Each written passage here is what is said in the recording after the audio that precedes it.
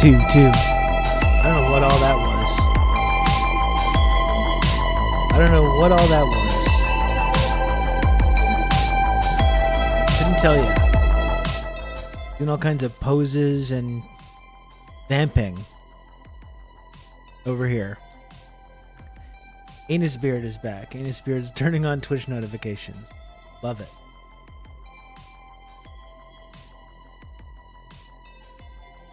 Yes, I'm early today. I'm early getting started. I'm sorry if that interrupted any obsessive music cycles that anyone was into. I apologize. Oh, we got Metal Dipshit as well. Oh my goodness. This is like the Seinfeld finale. All the old classic characters are coming back. Love it. I'm not dying. No, I have to bring the cat Momo to a grooming appointment later. I gotta bring the cat to a grooming appointment. Even though I don't live with Momo anymore, she's still my little baby, and I will be bringing Momo to get the lion cut later this afternoon. So I gotta log off early. I gotta pick up my kid from school early. I gotta go do that. So, but I get started a little bit early to make sure I got a full session. Got a full episode going. Because that's my commitment to you, the viewer, the listener, the chatter, the community member.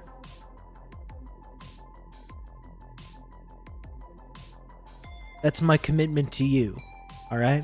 You think I want to be here? I don't. You think I wouldn't rather be doing something else right now? I would. Yet here I am.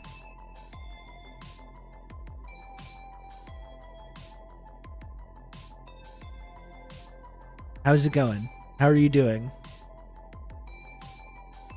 What's up? Last night I watched, I told you I'm getting into this phase of like dad World War II classics. The No Hoops was weird. I know it was bizarre that I could do it, but that's the thing. I took the time to watch a movie, which I haven't really been doing over the last like month because it's just been basketball every single night. Hours and hours and hours of basketball every single night. But I watched A Bridge Too Far, the 70s World War II movie, which I would really recommend. I told you I watched The Great Escape the other day. That's more of like a fun adventure movie. This is more of a straight up kind of gritty war movie. Amazing cast. A Bridge Too Far. And I'd never even heard of this one. I'd never even heard of this movie. I went down like a bit of a rabbit hole, like finding these old like dad World War II movies to look at and to download perfectly legally.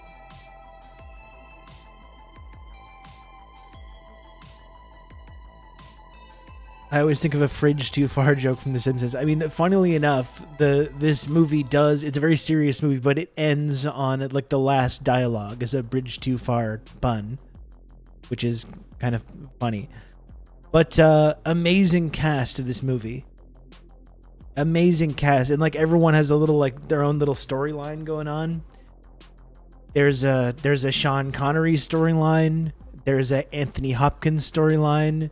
There's a Michael Caine storyline. There's a James Caan storyline. There's a Robert Redford storyline. There's an Elliot Gould storyline. And it's just like guys keep showing up and you're just like, good, this guy's in this? Oh my God. And they just keep coming. The guys don't stop. The guys don't stop coming.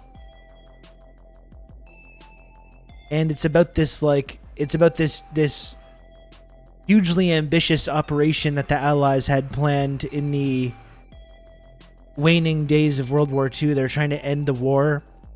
This is after D-Day. And it's funny, you think of like D-Day being the end of the war, but it continued for quite some time after. This hugely ambitious plan to like drop 35,000 paratroopers behind enemy lines in the Netherlands and try and take these 3 bridges, and then everything gets fucked up, and you know everything goes sideways.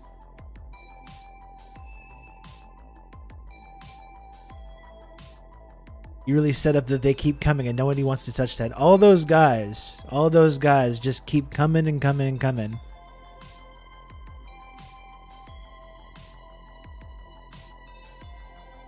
And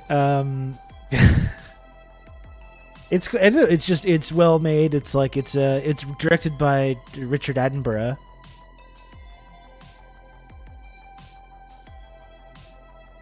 Door to Rat World. Hello, how's it going? What's up?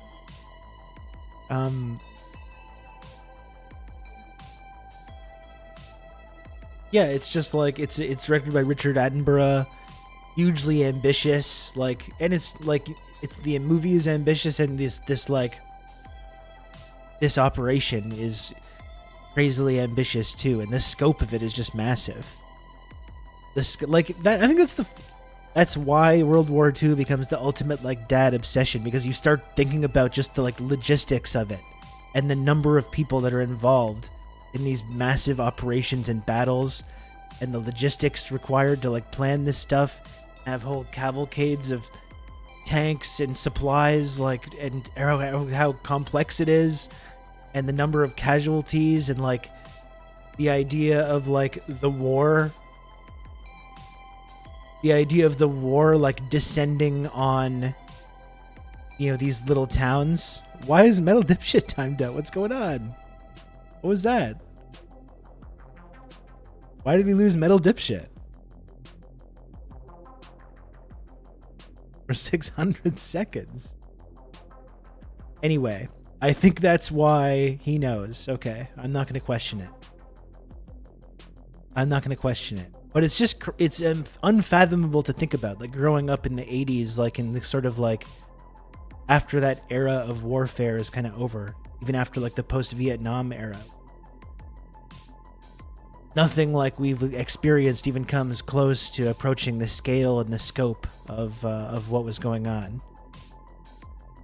It's pretty amazing to think about, honestly. It really is.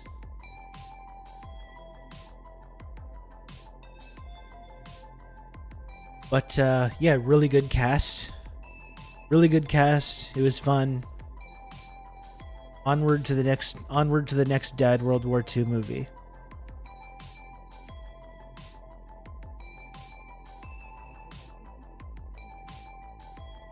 So that was what I did last night. And I made... Okay, so... I don't know if anyone follows me on Instagram. Probably a few people do. I've been trying to use Instagram more over the last couple months. But if you do follow me on Instagram, you'll notice that I posted something about what I did for my dinner last night. And I had a vision. Last night, and I didn't know if it was going to work.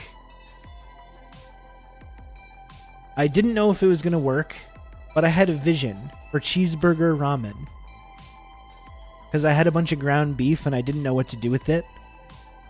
And I was like, what about this? What about this crazy idea?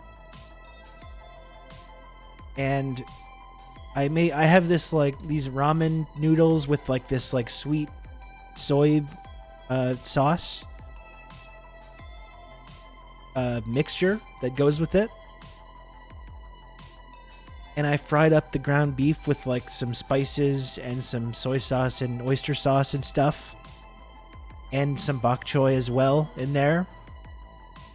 And I did the noodles. I added a slice of American cheese to the noodles. I put the meat and bok choy mixture on top. And then I sliced up pickles. I sliced up some garlic dill pickles and put those on top with some sesame seeds and sriracha.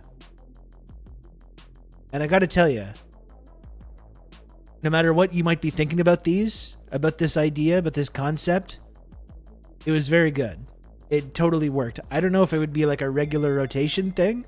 I don't know if it's something I'm going to do often. But it was very interesting, and I ate it all. It was very good.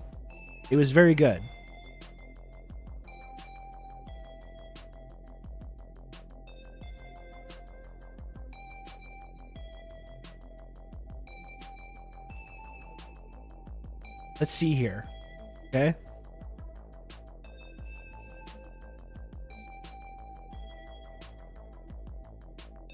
Here, I'm gonna show you. I'm gonna show you what this looked like.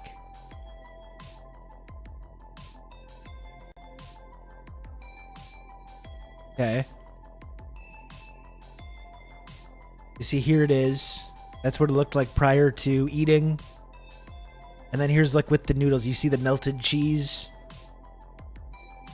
The melted cheese in the noodles. With the pickles and the sriracha and the beef. I guess I should have put it in the Discord. You're right. I should be posting my... I take pictures of pretty much every single meal that I make, so you're absolutely right. You're absolutely right. I get it. Your criticism is heard. I got to start posting those in the Discord more. You're absolutely right. But this is what it was, though. And as you can see, I go pretty much every meal. I go and sit on my patio and eat. It's lovely. And honestly, it was really good. It was really good. Like the sweet and salty noodles, the beef, the pickles with the spicy aspect, the cheese. It was nice. It was a nice dinner. So that's what I did. I ate that. I watched A Bridge Too Far. And I did some podcasting as well. That was my evening.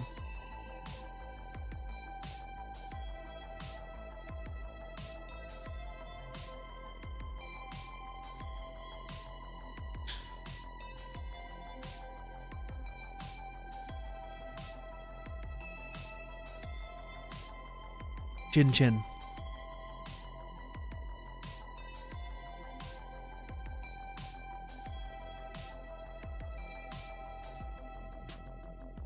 I played tabletop and discussed puppies. I love that you're getting a puppy, Lodane. I love that for you. Sweat looks good on the can. It's ice cold, Dude. It's so crisp. It's really good.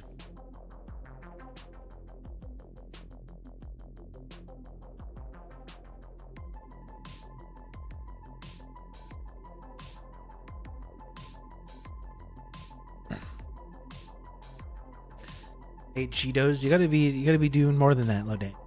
It's not enough. That's not a healthy, balanced meal. We gotta do better. We gotta take better care of ourselves here.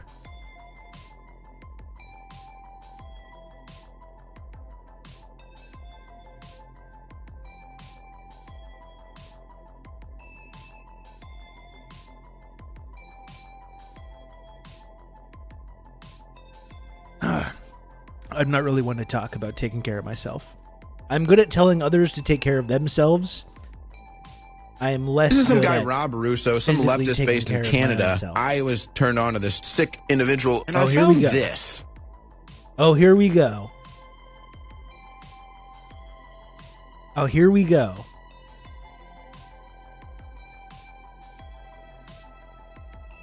Lucid, thank you for the raid. Thank you, Lucid. I brought some more sick individuals. Oh, goodness. Oh, goodness.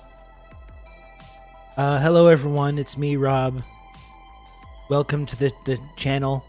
Thank you for joining me. Thank you for raiding over here. Thanks again to Lucid Fox. I hope the Lucid stream was good today.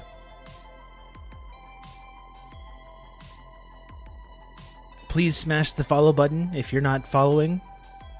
Always appreciate those follow button smashes.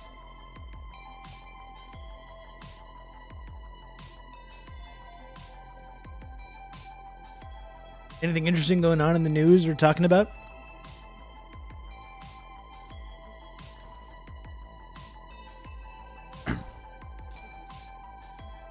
Been kind of a slow couple of days.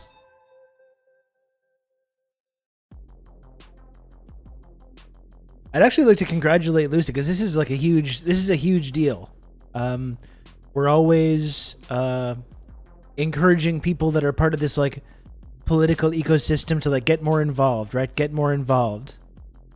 You know, let's not just talk about this stuff. Let's get more involved. And I was really amazed and delighted and very proud to see that Lucid Fox has actually been elected the new president of Iran.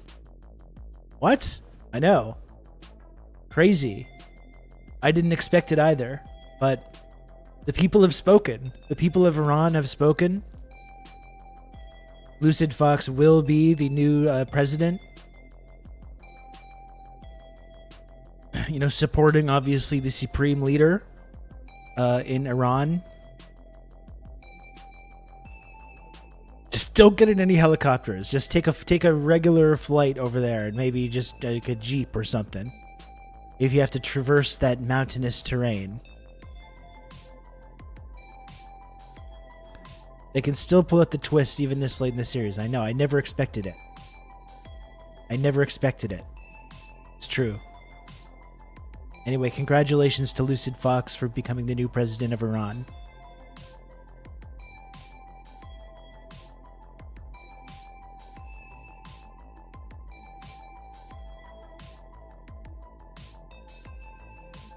Anything that has a vertical takeoff capability. I think that's what we were saying yesterday, right? If they can get, if it can happen to Kobe, it can happen to you.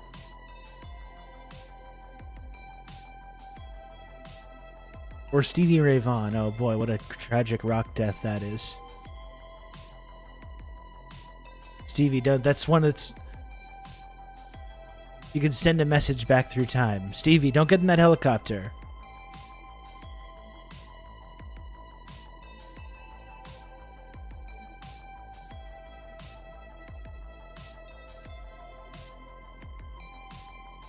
I cannot become a great basketball player. I think you can, Lodane. I think you're counting yourself out. I mean, it just starts by getting out there on the court that one time, and you just got to put in the work. Adopt that Mamba mentality.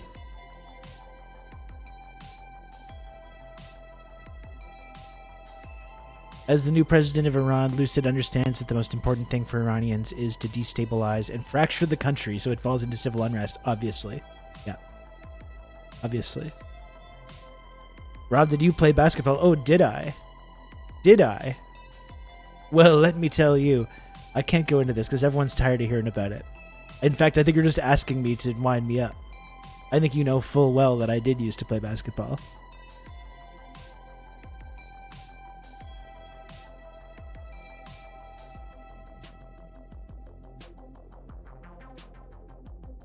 Oh, did I play recently? No. No. I really should. I know I've been saying it for probably 2 fucking years on this show. I'm in such bad shape. It's really not good. I've heard the legend of the epic comeback. Okay, thank you, St. Lotus. That's what I was confused about here. Rob cannot hoop, says Metal Dipshit. Wow, he comes back to the stream and then he's blatantly spreading false misinformation on there.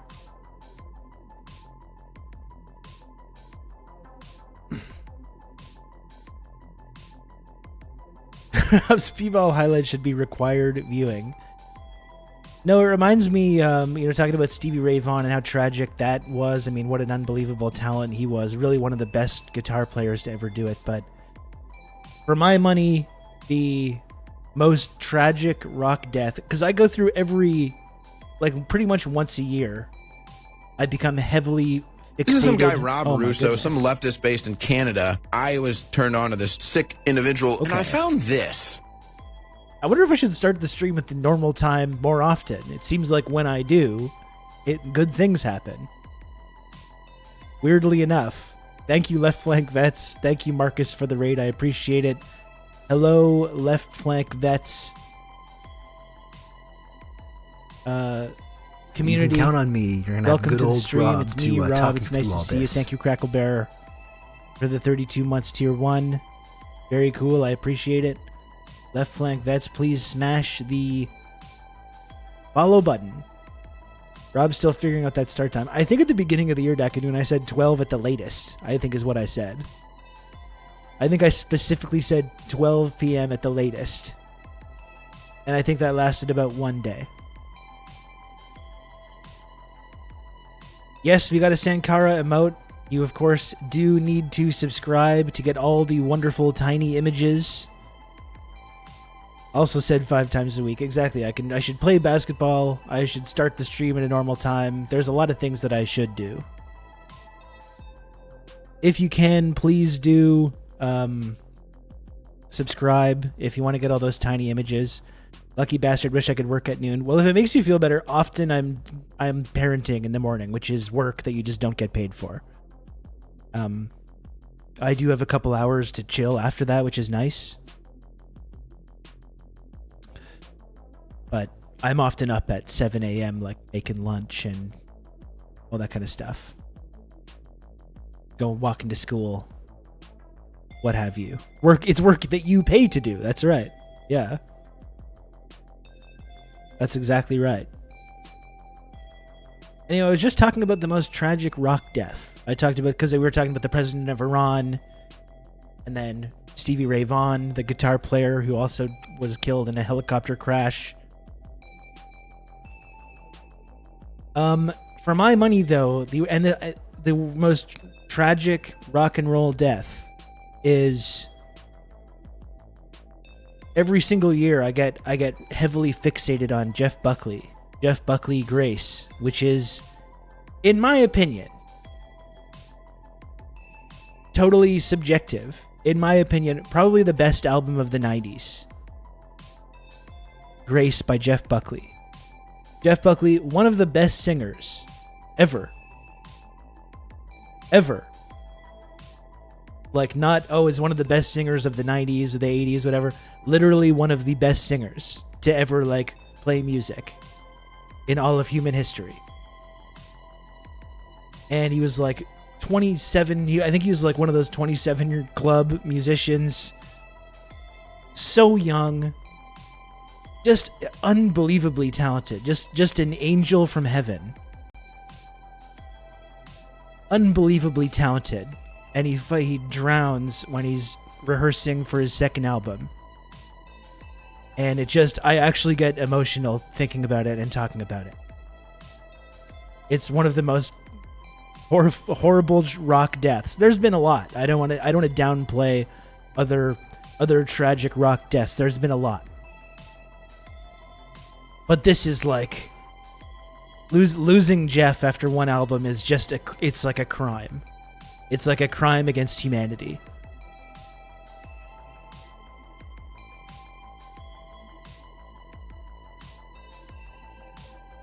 Drop a link for those who don't know. I will drop a link to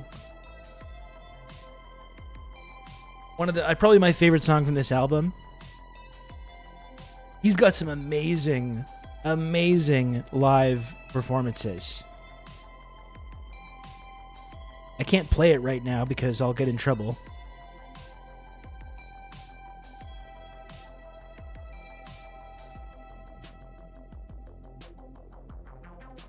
You can count on me. You're gonna have good old Rob to talk you through all this. But there's a live version of Jeff Buckley's song "So Real" Lucid Wiggle. That he did. And just God, the talent. It's just so awful. Sunny Sola, thanks for the 23 months. Tier 2, I really appreciate that. Sunny Sola, thank you. 1 month away from the shimmering golden 2-year sub badge. Very cool.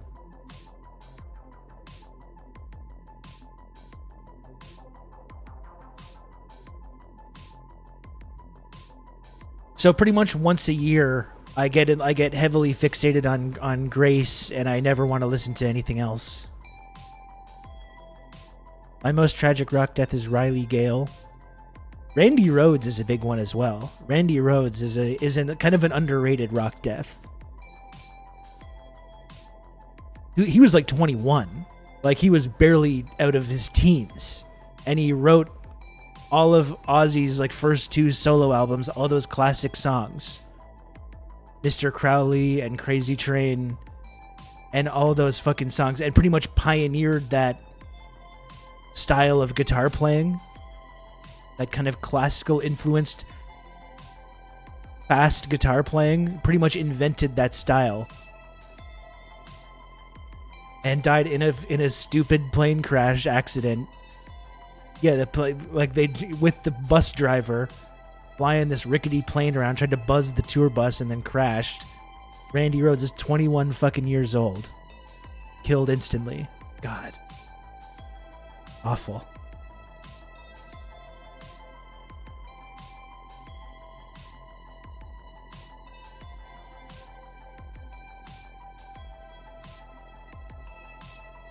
But Freddie Mercury is obviously bad as well. Freddie Mercury is one of the most talented musicians ever. I guess there's sometimes for me there's a difference between like any artist that had a real legacy. Like Freddie Mercury obviously died way too young, but had several years of like producing music and creating this iconic stuff and like iconic moments, you know. I think that's why for me Randy Rhoads is one and Jeff Buckley are just so awful, because it's like you lose everything that they were going to do in the future, and they didn't get a chance to have this big legacy. It's like one album and then gone forever, and no one has been able to sound like him before or since.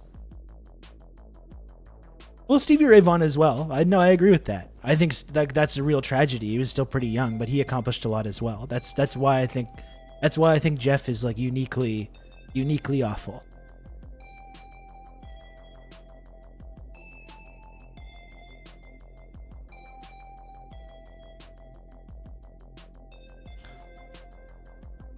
Anyway, I've been thinking about Jeff lately. That's not Freddie Unappreciation though, Dane. Oh my goodness. Queen was like such an iconic, informative band for me from the time I was a little kid. Rob said he's glad Freddie died. That's not true. That is not true. Anton Yelchin isn't a musician, but that was sad too. His own car rolled into him. Yeah, what a weird accident that was. He was very young as well, and he was accomplishing a lot of really good stuff.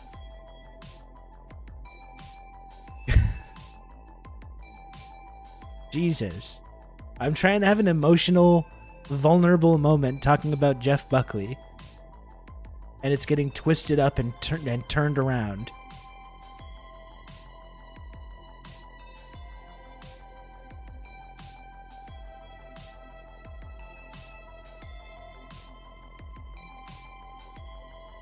By the way, that's but if any like Hollywood producers or directors or writers are looking at this right now, as I'm sure there are,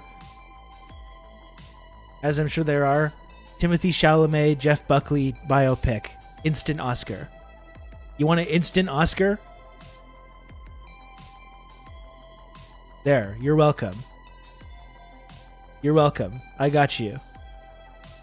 Chalamet, Jeff Buckley biopic, instantaneous Oscar. Just give them the Oscar right away.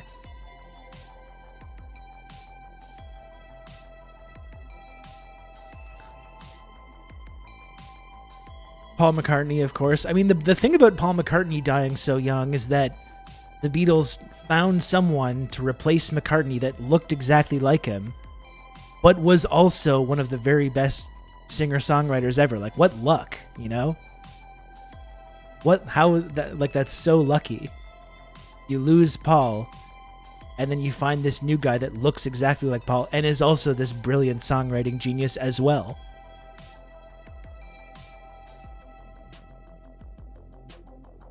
They really lucked out on that one.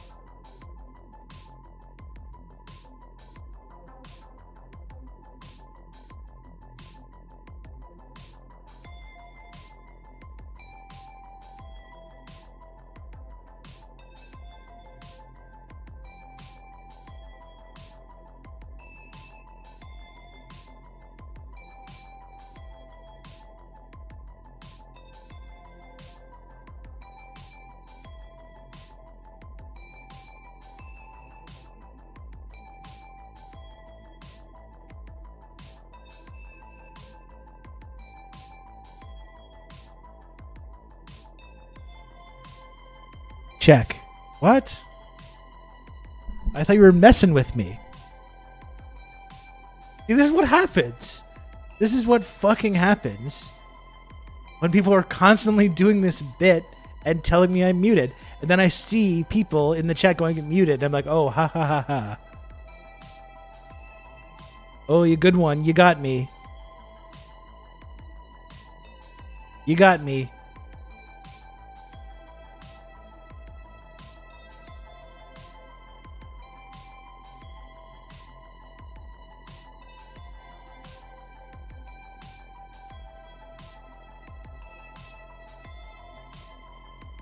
Amosbeard, what are you asking? I don't totally understand your question.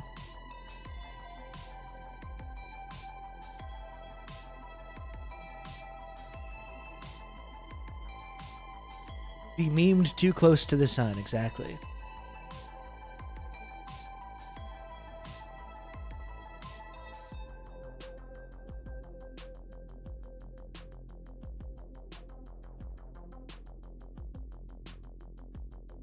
Damn. You can count on me. You're going to have good old Rob to talk you through all this. Risk Inverse, thank you for the 3 gifted subs. Very kind of you, Risk Inverse. I really appreciate it. And if anyone else does want to subscribe and support the channel today and support the show, whether you're a long-time viewer, listener, chatter, community member, or if you just showed up for the first time today, via Raid or via the Twitch algorithm, I do the show each and every day. From 12 to around 4 p.m. Eastern. And it's from now on 12. It's going to be 12. You've just become an elite member of the Friendship I will be Triangle. starting on time. This is my promise to you. This is my promise to the community. I will be starting at 12. At the latest. Moving forward. Metal Dipshit, thank you for the 5 gifted subs.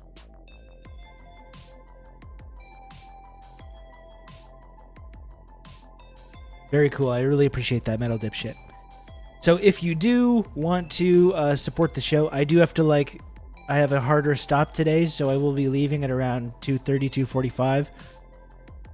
As you know, this is the first time I've watched you, but I will hold you accountable. Please do. Thank you. I need that. I need to be held accountable for a number of things, frankly. But as you might know, the only way that I'm able to do this show is if this little number at the bottom of the screen goes up each and every day. That's just how it works. As you know, that's how this website works. This cursed website that we're all trapped in. I'm stuck here in your phone.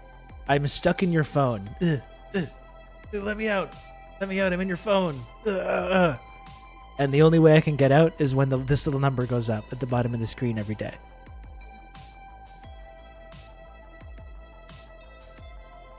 Yeah, so if you can, please do subscribe, support the show, support the work that I do on here, get all the tiny little images and all that stuff.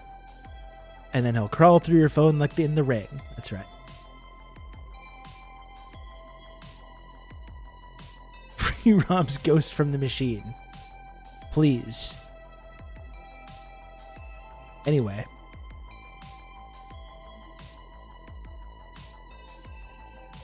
What else is there to report? I don't know if we have much more to chit-chat about. Maybe we should get to start talking about the actual news and stuff. The news and what have you.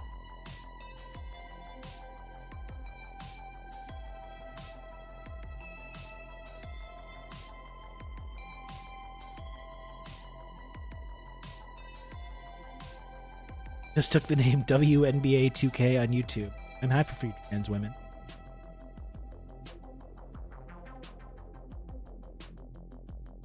Huge get. Stoked to get to see Propaganda tonight. Oh, that's cool. That's cool, old Dutch.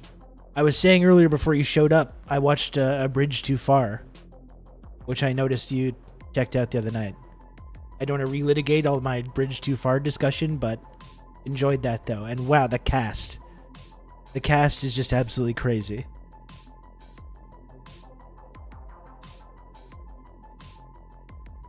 It was funny because I had Propaganda on my podcast intro for so long. I remember when I started it, I reached out to them. I was like, hey, is it I don't know if legally if this is okay, but I'm just letting you know that I'm using this music. They were very nice about it. And that's one thing I've been putting off I did 2 interviews with Jeremy Appel and with Hayat like 2 weeks ago. And I just didn't turn them into, I'm supposed to turn those into podcast episodes, and I didn't do it. And now I feel like too much time has gone by that I can't do it. I have got to be better at this, though. I wanted to turn both of those into 49th Parallel episodes, and I just did not do it.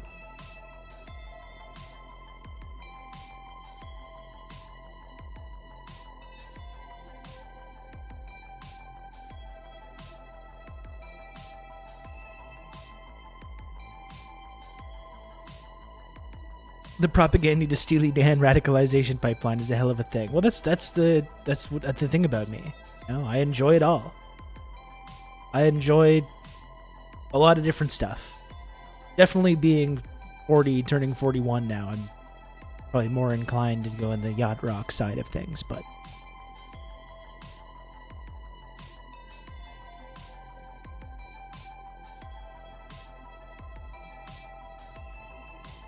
the movie really does a good job of showing the to the point of foolishness, stubbornness of the British Army, a trait they sort of shared with the Japanese Army in that same war. Is it living on an island that inspires this madness? Who to say?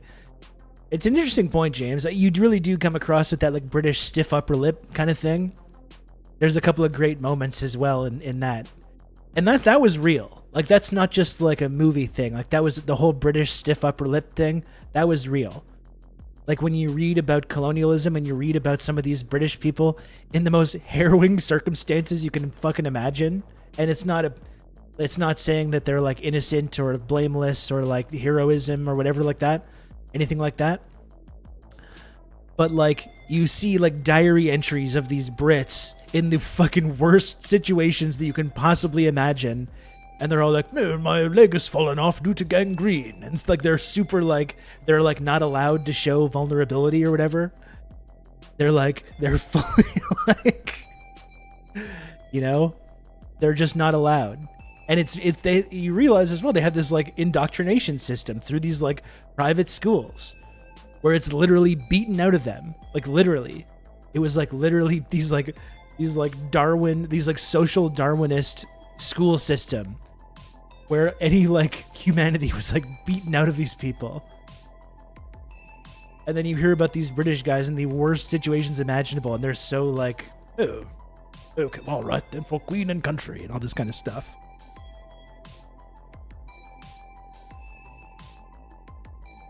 But there's a great moment for that for Anthony Hopkins in A Bridge Too Far when he's like too injured to go on with whatever retreat or whatever, and they have to leave him behind. And he just what is the line? He's like, we just didn't quite make it this time, did we?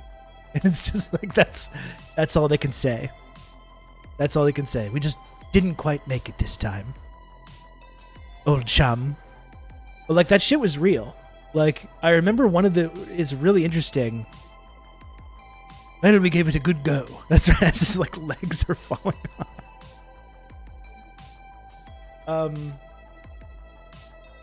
I remember, like, it made me think of this. I went down this big rabbit hole one day, and I would have to like get into it again to remember all the exact details. But there was this British Antarctic expedition, okay, and they were basically in a race with this rival team to like reach this Antarctic summit first. I want to say it was the Belgians. It could have been like a Scandinavian. It was like some rival research team. Yeah, you're probably talking. I think it probably was the Scott expedition with Norway. Okay, thank you. Yes, with the Norwegians. That's right. Thank you. So you know about this. But the Norwegians, so they were using dogs, like sled dogs, and the British were like, "Oh no, we can't debase ourselves using sled dogs," and they want to use ponies instead because it's more like regal. And then they just get their asses kicked in this race to the Antarctic summit. All the ponies die, and then the Norwegians just get there easily. And then, so then on the way back, they're just totally fucked. They have no transport, and these British guys are just like hauling big carts full of like rocks for like research rocks in Antarctica, day by day, back-breaking, hauling these big sleds of rocks, trying to get back, completely hopeless. And then you read their diary entries, and it's fucked up how like calm they are, and how fully like they're like, oh, we're trying to use our last resources for some tea in the tent. Poor old Jenkins has lost his foot to hypothermia. It's like, he's a poor old Jenkins has lost his foot to frostbite, and they're all just like, what the fuck? Like, you're all dying. None of them, and they're just like, this is their attitude the whole time. It's an extremely central myth of British history. No, it's really true, because that's that British stiff upper lip thing, and that's what I mean. It's like you see that in a movie, and you're like, oh, it's just a movie, but that shit was real. Like, that was a real thing.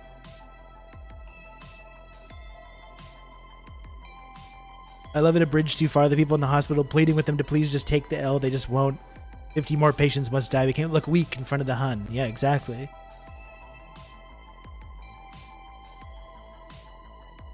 And then eventually, like at the end of this expedition, when they're just completely fucked, even though they were quite close to where they needed to get by the end of it, but it was such a terrible conditions that they couldn't get there. And eventually one of the guys just like leaves the tent. He's just like, I'm going for a stroll now, and I don't intend to return. And he just walks out into the cold and just dies. It's so insane.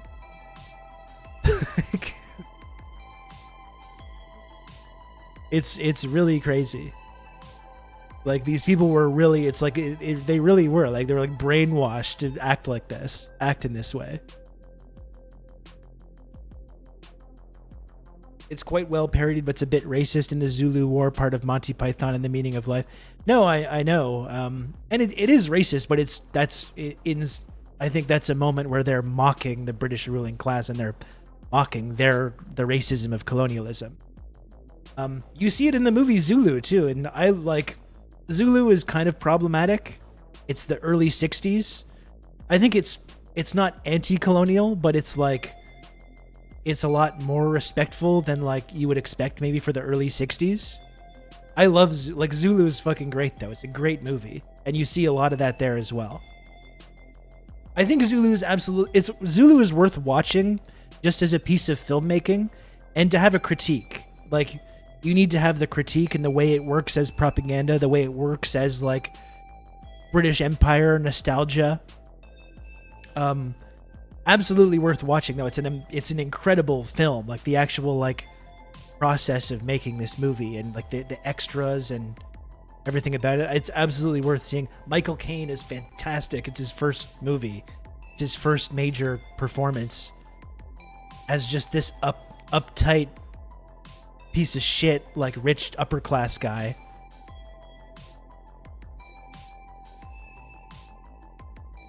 I don't know if it's problematic or if I should be canceled for this, but Zulu is really good. But you can't watch it. You can't turn your brain off and watch it. I think you can only watch Zulu if you're understanding and having that criticism of colonialism, and understanding how it's propaganda and how it's trying to turn you basically into a flag-waving empire apologist. Yeah, I was watching scenes from Zulu Dawn the other day. Zulu Dawn is very fun. It's like, that's when you see the Empire just get its fucking ass kicked, which is viscerally satisfying as well. Where the arrogance of the British Empire and the racism of it just gets completely blows right up in their faces, and they get one of the most historic ownings in the entire history of the British Empire. And Zulu, I guess, even though what came first, is basically the sequel, because that's part of a battle that took place after the owning of the British Empire. Islandwana? Battle of Islandwana, I think it's called. Got absolutely wrecked, and deserved it too.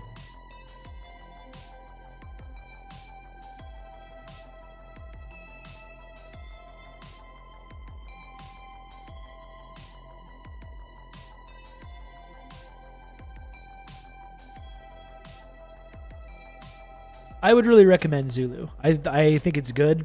Definitely needs to be critiqued.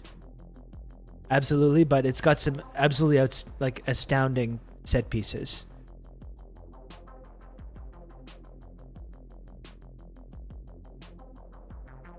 It is a good movie. This is some and that's guy, the Rob problem, Russo, right? There's some this leftist moment based in where it's Canada. I was turned on to this they're about sick to be individual, overrun. and I found this. And you've got just like thousands of Zulu soldiers on the horizon, and they're just like they're hungry and tired, and like there's a few of these like British troops left, and then the Zulus are like doing this like song, and it's this really incredible like chant that they're doing, and then the British start singing this like British like war song, and it's like you want to hate it, you want to be like, oh, it's fuck the British Empire, but it's like you can't help but be like, yeah, hell yeah, Men of Harlech, yeah, that's right, it's a Welsh song, that's right, because it was a Welsh regiment, right? Men of Harlech, and it's just you can't help but like it, you can't help but be like, hell yeah. You makes me want to pick up a Union Jack, and then you feel disgusted with yourself. Dave, thank you for the raid. I didn't know you were streaming, Dave. Thank you for the raid. I appreciate it.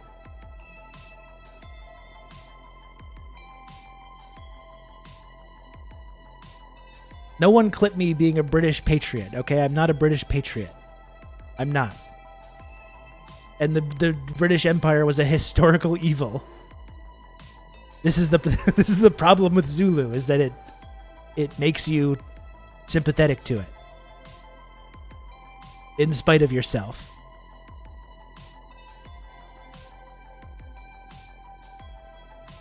Which battle? This was the Battle of Rorke's Drift. The Battle of Rorke's Drift.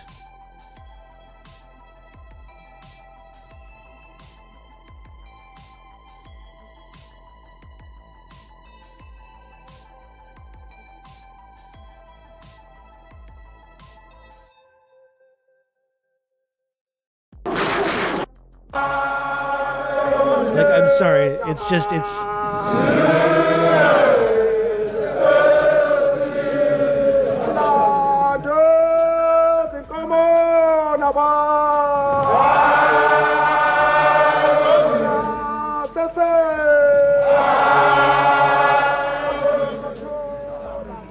They're just like, oh, we're so fucked. You think the Welsh can't do better than that, Owen? Well, they've got a very good base section, mine. But no top tenors, that's for sure.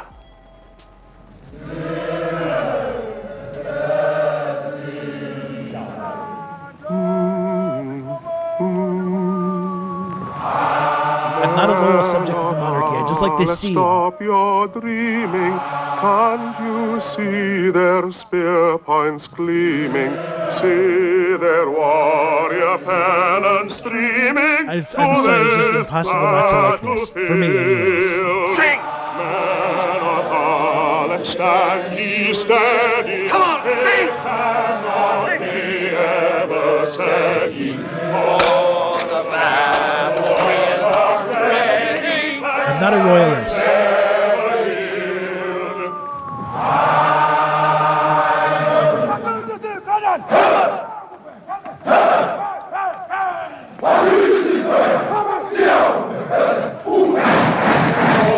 The mighty host surrounding, men of Harlech unto glory, this will ever be your story. He the words before ye, Welshmen will not hear. They really don't make movies like they used to.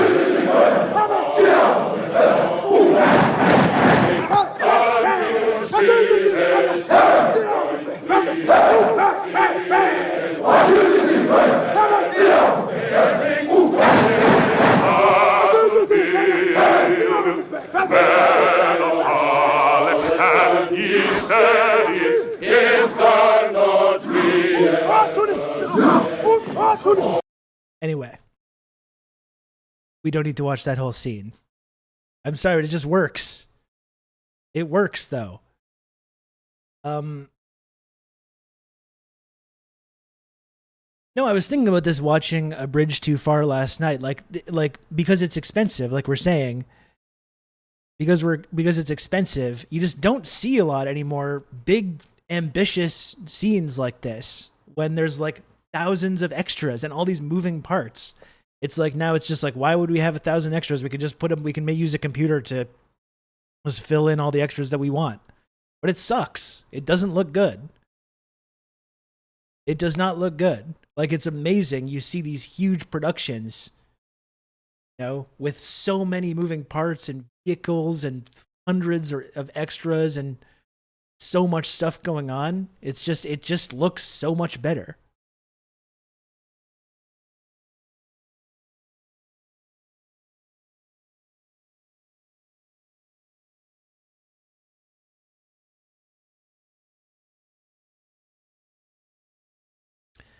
Ridley's big battle scene in Napoleon that he stole from Game of Thrones was so fucking bad. I still haven't seen Napoleon, but I'm thinking of Barry Lyndon as well. There's all kinds of great shit in Barry Lyndon also.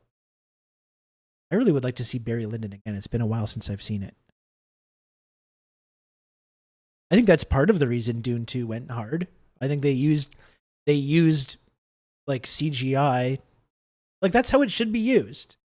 Right? You use practical effects and you have sets and actors and extras and you capture things in camera as much as possible. And then for the things that it's impossible to do, then you bring in the computer guys to add to that. You know?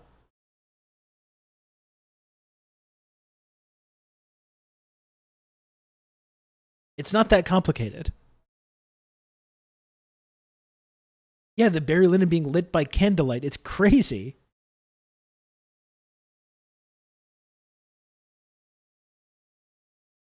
It's cheaper to outsource the CG than hire actors. Yeah, no, I know. It's like, that's it. It's like not even like big battle scenes, but like a scene in a bar or a restaurant. A lot of the time, like with these MCU movies, you got two actors in a green screen and then they animate the bar behind them and like 5 people in the bar. Rather than just going into a fucking room with your camera and a couple of extras, yeah, you got to pay them union rates and like let them eat from the lunch table. Okay, big fucking deal. But it looks like a real situation, you know? You're capturing things in the camera. That's when it's like photography. That's when it's art, you know? Yeah, creating a set or just going into an actual location. Whoa, crazy. What a crazy idea.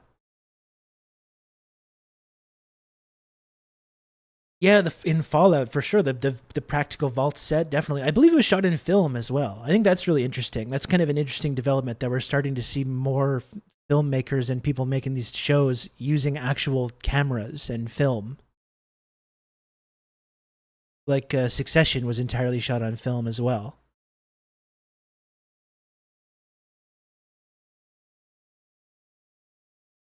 I took Iman to see If last night, and there were like 4 actors and a bunch of CGI characters. Yeah, that looks really dumb. And my same question with If is about the Fall Guy. Like, does If need to make like $200 million in order to turn a profit? You can't make If, some bullshit movie with some actors and wacky characters. You can't make that for like 50 million, right? I don't understand why every single movie has to cost $150 million now. A lot more movies would be profitable if you weren't spending $150 million to make like a random action movie that barely anyone is going to see, and where there's no real resale market. There's no DVD market afterwards. You're just churning out these $150 million movies. No one sees it. Then it just goes and lives in a streaming service forever.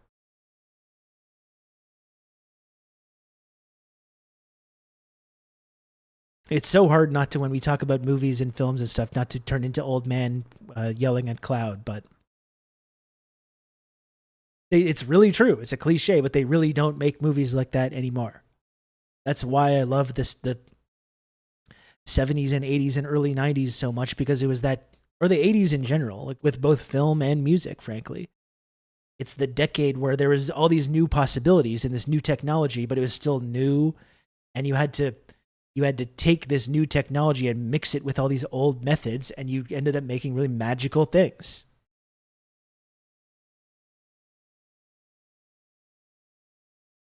It's not just for technology reasons. Yeah, and then of course you see the like in the if that's what you mean, it's you see like the kind of financial motivations like leading everything to down this path.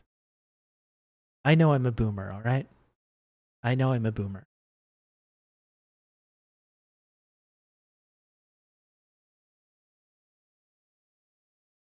I know that.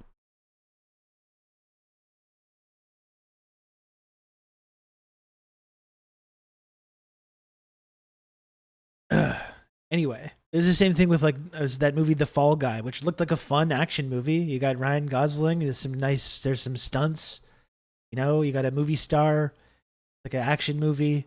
Why does it cost $150 million to make this movie? And then it's like, oh, it only made $100 million at the box office. It's a big flop. It's like, well, what? I don't understand. Like, what was the budget of like The Rock? You know, it's a good question. It was not 100 million. I don't.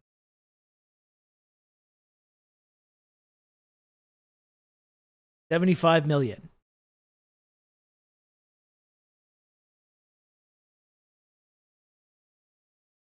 And that was a pretty high budget, even for like 96.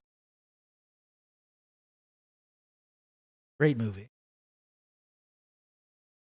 But I guarantee The Fall Guy is nowhere, doesn't look as good as The Rock, but probably cost twice as much to make.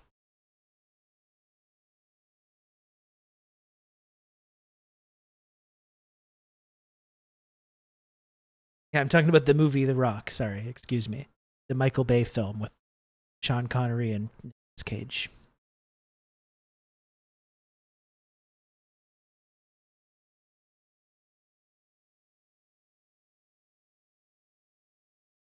The VX, a lot of that 75 million was spent on the Pearl configuration VX gas. That's true. Never watched it. That's a must see, Dakadoon.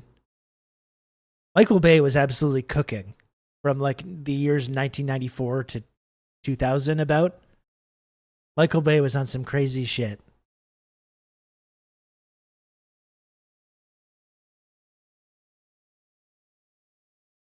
Really good score as well. A lot of good actors in that. Ed Harris. Michael Biehn is in there.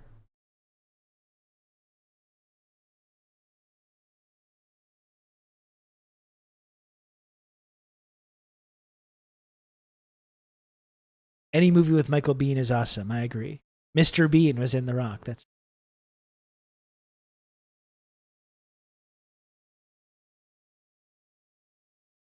cast 20 million, CGI 20 million, crew 5 million. Paying your subsidiary too much to distribute so the movie intentionally loses money so you don't have to pay residuals, 90 million. Someone who's good at the economy, please help me budget this. My industry is dying. What is The Rock about? It's about these angry veterans led by Ed Harris who they take over Alcatraz. They take over the island of Alcatraz and they take a bunch of hostages and they aim these like nerve gas missiles at San Francisco so they can get this big payout. And Nicolas Cage is this nerdy bureaucrat who teams up with Sean Connery, who's this like old spy who's been locked up for decades, who's the only person to ever escape from Alcatraz, and Nicolas Cage has to get them inside, has to like reverse engineer the prison break to get this team inside Alcatraz where they can take it back from this team of veterans led by Ed Harris.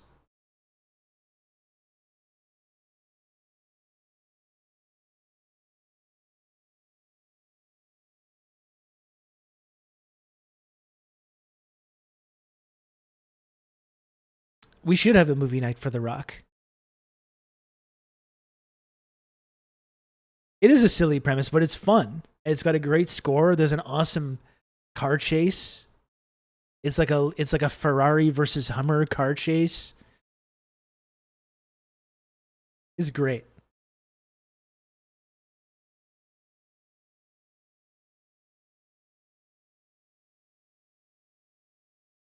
Great stuff.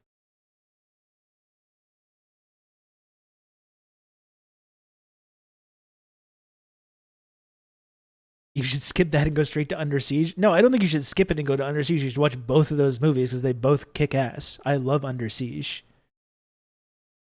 I watched it pretty recently. I watched it this year, definitely. Under Siege is fantastic.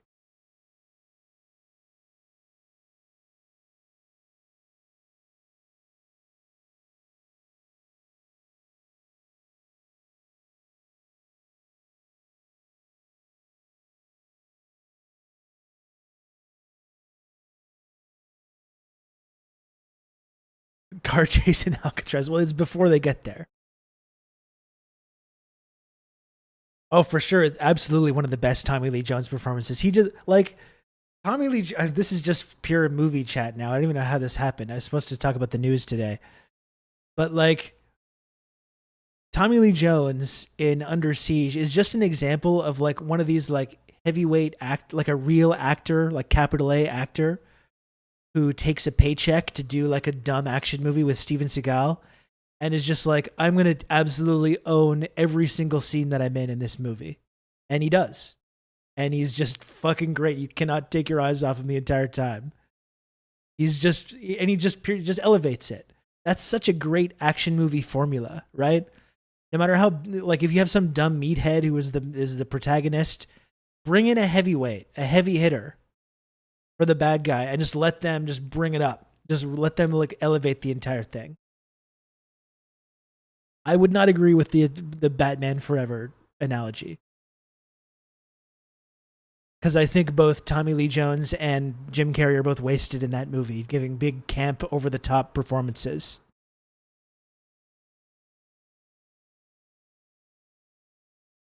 Billionth attempt at telling you to watch The Park Is Mine with Tommy Lee Jones. I can take a look at that. I don't think it was the billionth time. Very obviously started talking about your love for the British throne and watching Zulu. It's not our fault, Rob. This one's on you. It's not true. I don't love the British throne. I don't like colonialism. I don't like the British. Some of the British are very nice. I've met many Brits that I thought were wonderful people, but anyway, in Zulu, even if you find yourself sympathizing with the Redcoats, the Zulus are the heroes. You know? The Zulu, it's their land. It's their land, and they're defending their land against alien invaders. And that's why in Zulu Dawn, it's fun, because then you don't sympathize with the Redcoats, and you can just cheer for the Zulus as they absolutely dismantle them.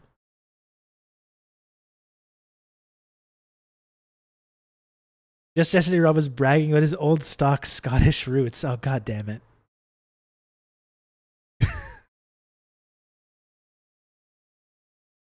That's what I mean, though. It's in my blood to like it. I've had to spend a lifetime, you know, in studying and also taking psychedelic drugs to deprogram myself of this, okay? Because it's in my genes.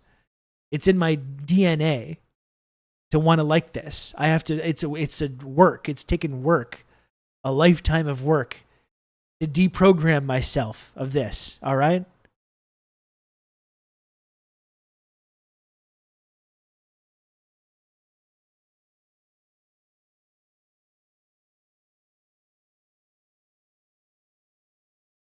I grew up in Eastern Ontario. Like, do you know how unlikely it is that I'm like this now?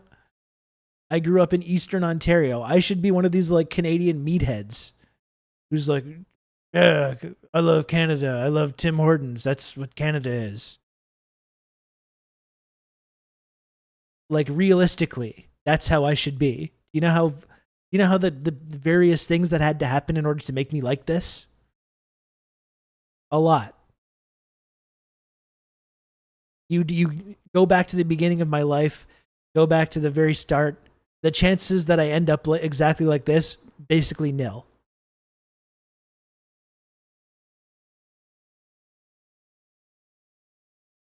Destined to become a Canadian meathead, became a Canadian blogger instead. Thank you.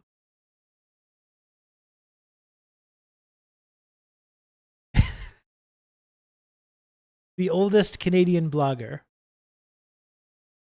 And by the way, someone said like 20 minutes ago that I couldn't possibly be 41, and I appreciated that comment.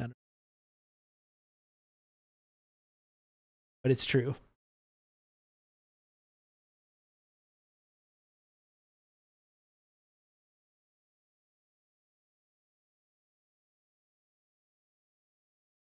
I thought you were at least 44. Okay, thank you. Rob was radicalized by wrestling and the rally to restore sanity. Ironically, I was radicalized by the rally to restore sanity, but in the opposite direction.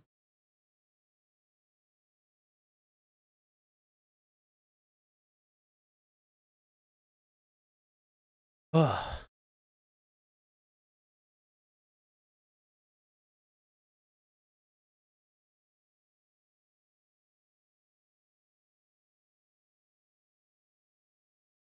When he knew who SRV was, I'm like, Rob isn't 30? Yeah.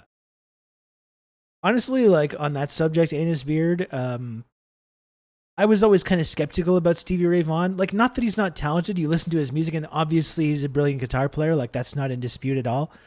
But it's kind of like, okay, yeah, it's just like that kind of bluesy, really good blues guitar playing. Okay, that's great. Like, good job. That's not really something that I ever spend time listening to. But it was when I saw him live. I didn't see him live. I'm not that old. But like, you see like a live performance. There's a Stevie Ray Vaughan live at the Elmo Combo in Toronto from like 86 or something like that.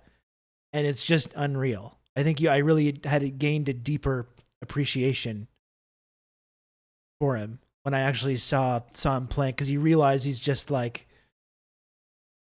mastered the instrument like to the maximum. He's maxed out all his sliders. He's maxed out all his guitar playing sliders. He's not even thinking about it. He's not thinking about what he's doing. It's purely muscle memory. Like it's just crazy to watch. It's like magic. I always kind of get that feeling whenever I see someone that's really good at an instrument, piano as well. When I see someone that's really good at piano, and it's just like, it's like a magic trick. It's just crazy. That's why I really respect Stevie Ray Vaughan.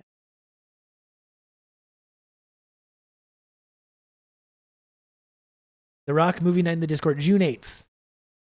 When is that? Is that a Wednesday? Saturday. Good. The Rock is so fun. And Michael Bay, listen, say what you want about Michael Bay. Michael Bay made Bad Boys, The Rock, and Armageddon, one after another. And like, no matter whether you like the guy or not, it's hard to match that. It's hard to match or beat that 3-movie run.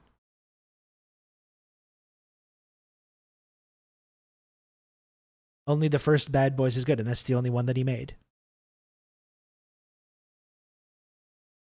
SRV made Let's Dance. So I mean, I love his guitar playing on that album. He didn't end up touring on it either. I don't think he did the tour. He just did the recordings.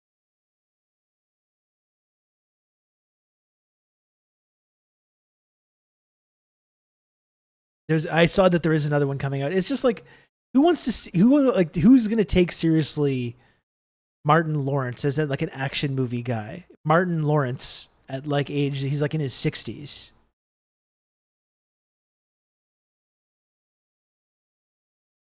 Imagine getting your ass kicked by like 65-year-old Martin Lawrence. It's like, and if you're a bad guy, like that's just a mark of shame.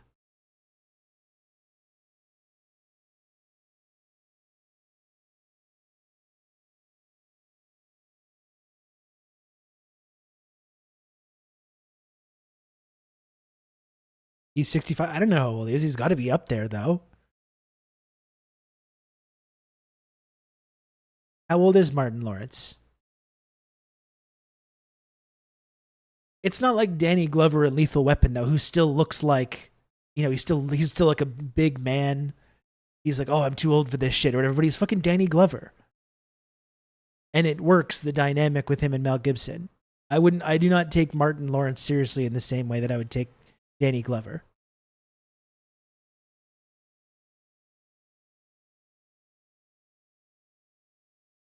$59 Martin Lawrence is what I'm saying.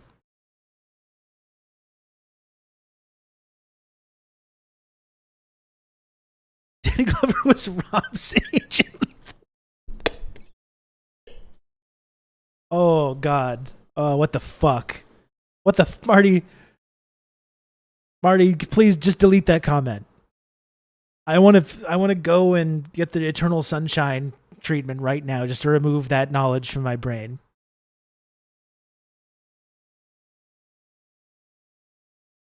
Jesus Christ. When he was like this ancient old man.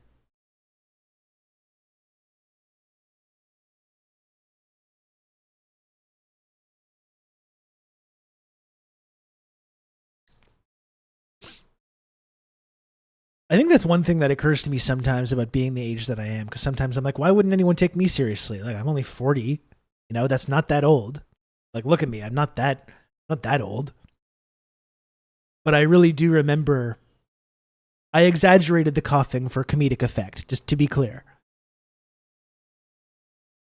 But I remember when I was like 25, the idea of someone being 40 was like, you might as well be like 90. You know?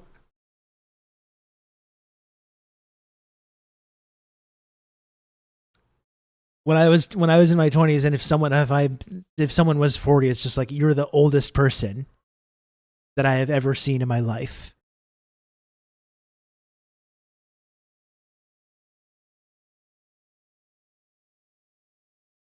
Actually, no, I was correct. Born in 46, Lethal Weapon released in 87. God damn. He looks great. Like, he honestly looks great in that movie. There's some amazing... I watched Lethal Weapon recently, like around Christmas time. And he looks amazing. He gets off some amazing fits in that movie.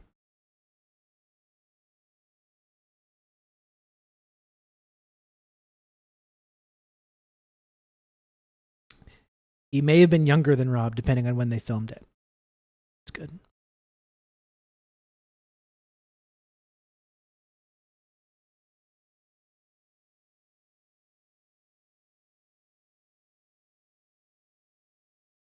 Getting older, man. It's weird. Weird.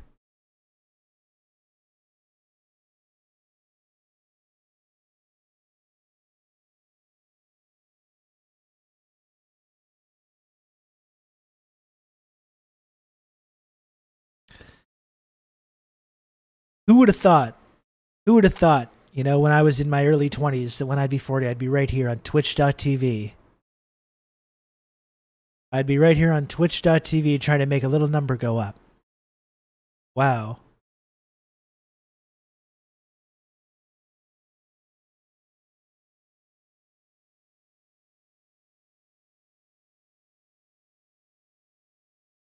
There's some really funny people in your chat. I know, Anus Beard. I know. You can count on me. You're going to have good old Rob to talk you through all this.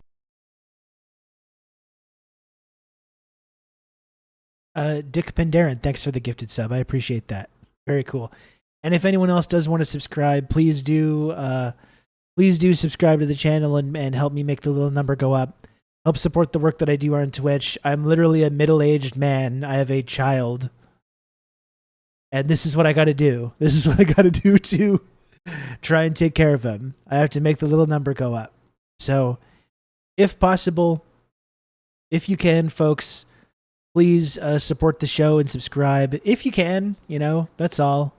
I know not everybody can. I get it. I'm trying to have a balance between communicating to people that I must make the number go up in order to keep doing this, while also respecting the fact that not everyone can do that. I do understand that.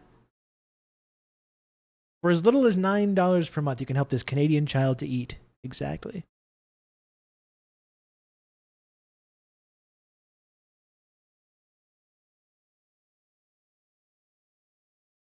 We show up 25% for Rob, 75%. You can count on me. You're going to have good old Rob to talk you through all this. Please continue making number go up.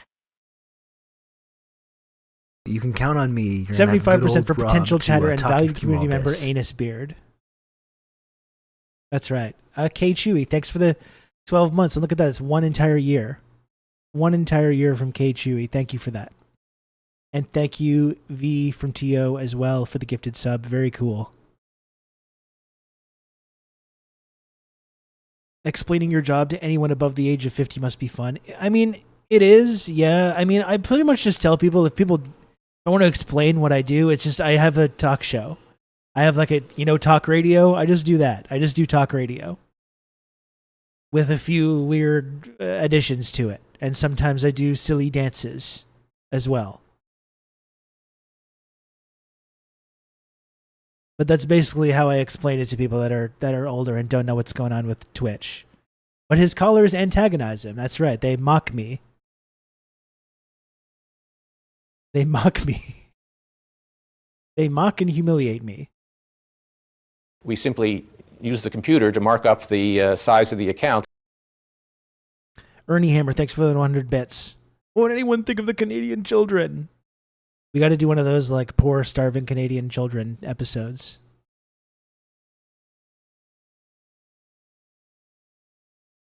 Hassan, I do that, but even bigger. That's right. Exactly.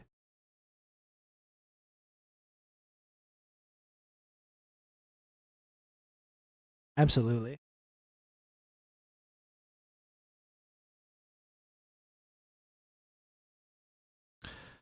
Well, this has been a lot of lively discussion about... I like doing movie chat, though. I like doing movie chat. I guess we will have to move on eventually. You can count on me. You're going to have good old Rob to talk you through all this. Perfect Speller. Thank you for the gifted sub as well. Appreciate you, Perfect Speller. Thank you for that.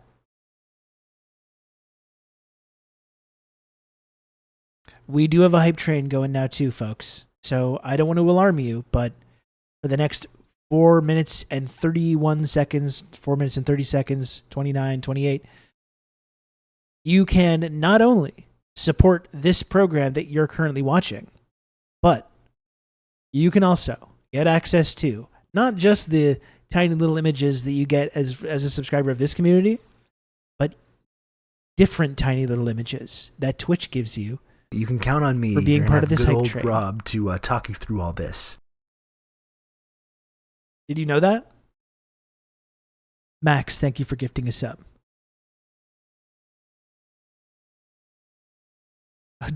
Dr. Maggot, is that the brother? What's the brother? Ooh, is that the brother? Ooh, emote. That's good. Wow, I love that guy too. What's that, brother? Please, let's move on to things that will most definitely make me angry immediately. Let's not talk about things that like make us happy, that we enjoy. Please.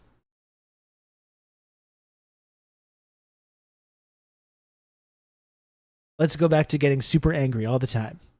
You can count on me. You're going to have good old Rob to talk you through all this. Rob hates women. That is not true. Took a lizard. Thank you for the 18 months. That is not accurate. It's not true. I appreciate that people want to use the TTS. And I encourage that. I got to point out misinformation when we see it, though.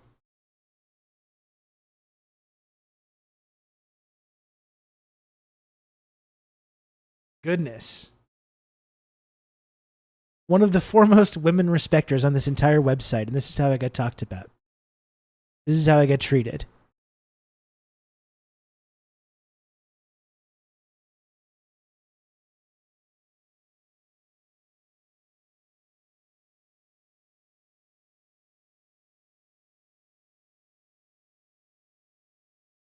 I've been friends with Kira long enough to know Rob. I think everyone knows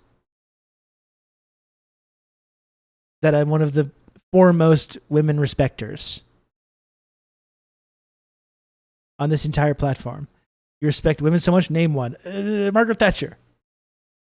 That's the first person I think use of. the computer But no, to I mark don't up like the British though. size of the account.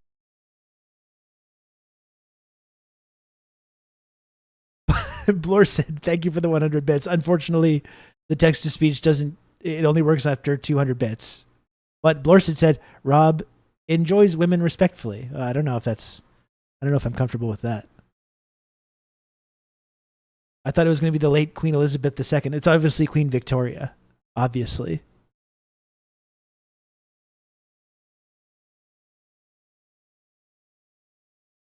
We simply use the computer to mark up the size of the account. TTS hates women, but Rob is okay with women, I guess. Blore said, "Thank you for the 200 bits. I appreciate it." And now we got 56% of the way through level 2. 1 minute left. Folks, I'm going to say another 2 gifted subs gets to level 3. We got 1 minute. Is there any brave hero watching this? And eventually I will talk about something of importance. You can count on me. You're going to have good old Rob to talk you through all this. Dick Pendarren, thank you for another gifted sub. Very cool. I really appreciate that. Do we hear one more? We're almost through level 2. Very close. 76% of the way. That's 1, maximum 2 subs to cross the finish line into level 3.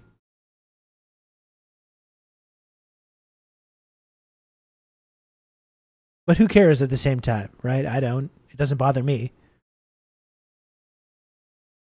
It doesn't bother me at all. You're the ones that are missing out on the emotes, okay? That's on you.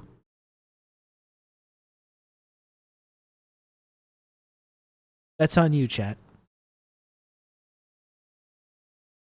We simply use the computer to mark up the size of the account. Rob told me that women are his biggest adversary. Thank you, Took a Lizard, for 200 You can count bits. on me. You're going to have good old That's Rob not, to again, that's talk you through not all accurate. this. I do appreciate the 200 bits, though. And thank you, Moist Owlets, for a gifted sub as well. Thank you. Oh, boy.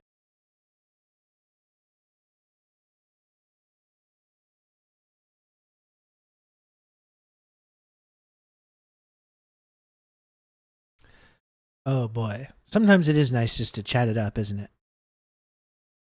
We simply use the computer to mark up the size of the account. Rob hates women. Rob hates women. Leap Lord? You can count on me. You're going to have good old Rob to talk you through all this. Leap Lord, thank you for the 200 bits. And Nahan, thank you for gifting a sub to use the Women computer Respecter. to mark up the size of the account. Typical 2000s boy band woman hater.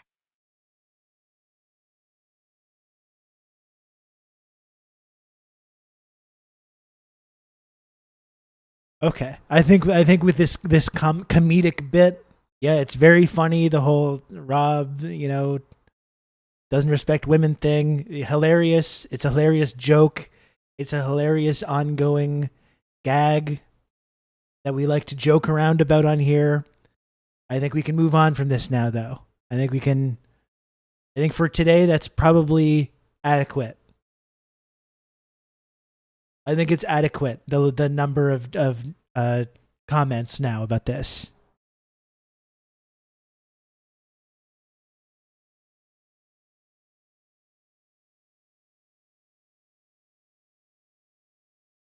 Sean, you son of a bitch. And then I say that as well. Good. Do not own Rob by telling him money and telling him he hates women. I mean, the bits are cool. I think we can move on from that bit though as well.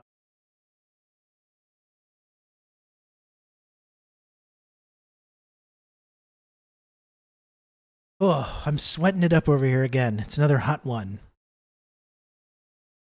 Hot and humid here.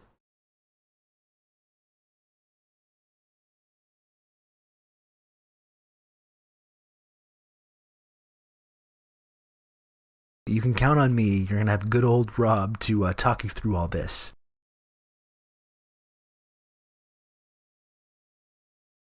Ernie Hamer, thanks for gifting a sub to all women. That's right, and all women are welcome here on this stream. As we all know, in case anyone's confused that's watching this about some of these comments, this is an ongoing bit. It's a humorous routine that we like to do. Okay, that's all it is.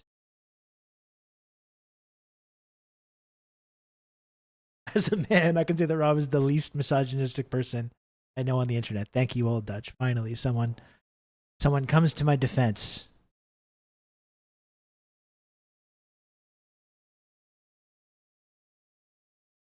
Jesus.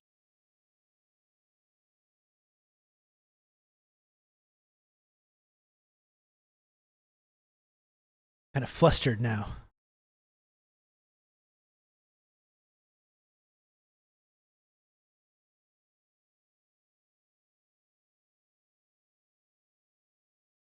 Rob loves women so much he supported Hillary Clinton in 2016, and I'm still with her today.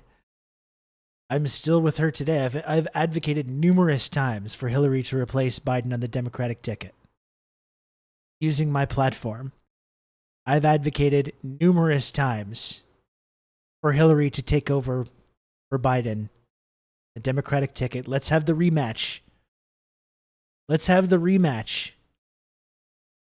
Hillary versus Trump. It's her turn.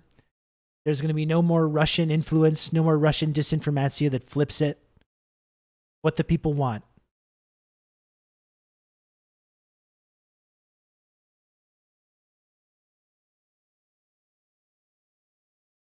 Thought you had the experience, Sean. That's how they get you.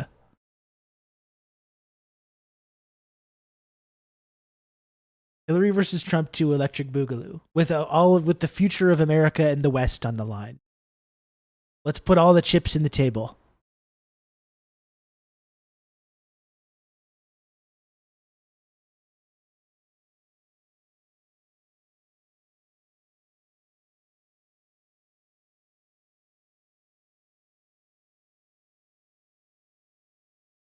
Rob definitely respects women, which is why he's a diehard royalist and supported Lizzie's reign.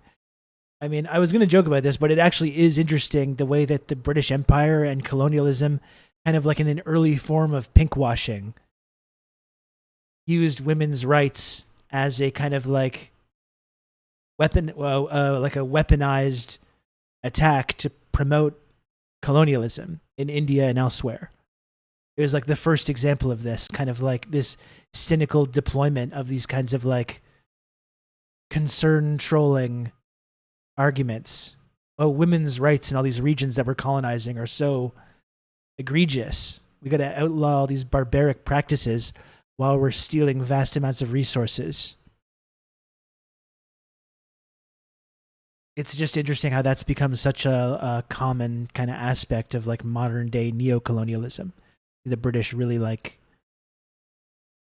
invented that. Is it true that Biden and Trump are going to debate soon? I mean, I guess. Imagine watching that, though. God.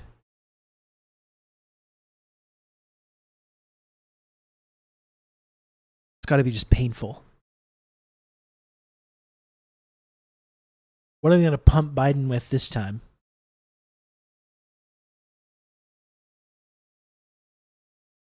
Get RFK in there so there's another fucking silly old man as well. Let's get three old imperialists who are all brain damaged for different reasons. Let's get them all on the debate stage at the same time.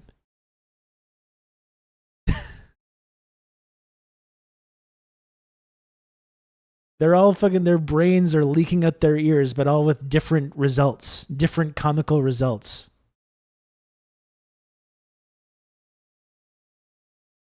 Shoving match between Trump and Biden in a race to the microphones to be the first to say how many Palestinian children they're okay with dying. Yeah, it's going to be this game of like geriatric leapfrog, each like claiming that they love Israel more than the other. Good. Just what America needs. In fact, I said like, oh, who is going to watch that debate? But it really, in retrospect, I'm sure we're going to watch at least the highlights, just because like, just as a spectacle of decline, you know.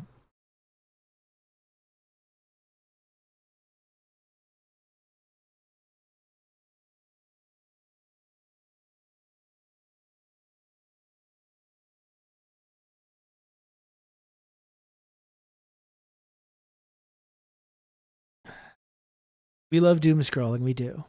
But we had for a while, Marty. Didn't we have like a merch idea that was about that we kind of just gave up on?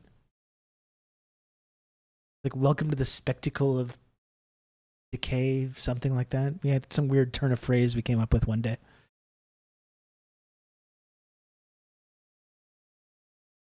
Maybe we could bring that back.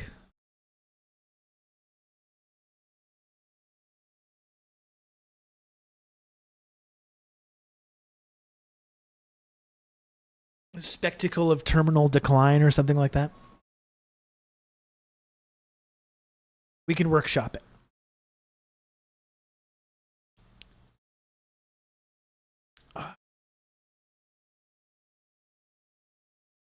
Maybe we're just chatting for this whole day.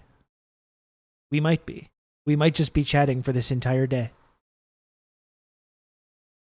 Decrepit Decision 24. I like America Declines. That's my preference for the ongoing, whatever election coverage that I do on here. That's what it's going to be. America Declines 2024.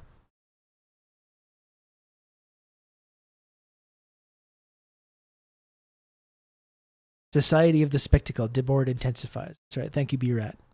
What's up, B-Rat?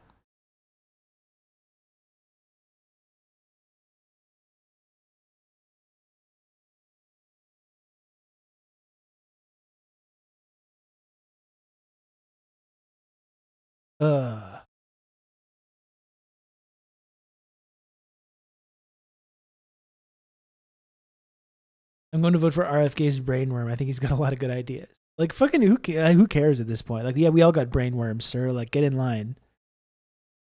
No one cares. That doesn't make you special now.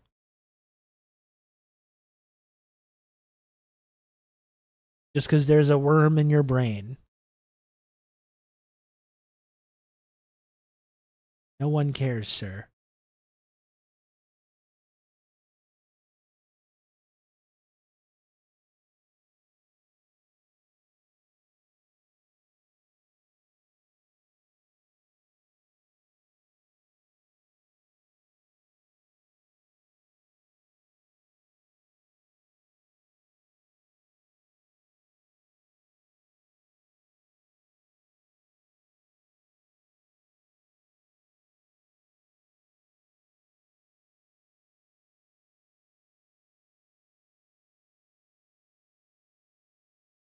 And that the brainworm inside RFK Jr.'s skull just kind of died on its own, like it got food poisoning. Yeah, it's just like it had a bit of a meal, and it was just like, none of this is good. None of this is good. I'm just gonna die up here.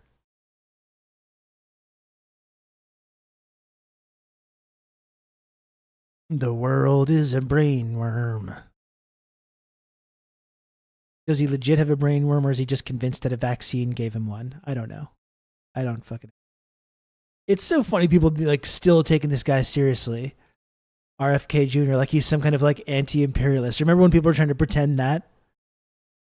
One of the biggest Zionists out there, still supporting Israel to this day. Oh, he's going to really rein in the CIA and the forever wars. Oh, sure. Like, who still believes that shit?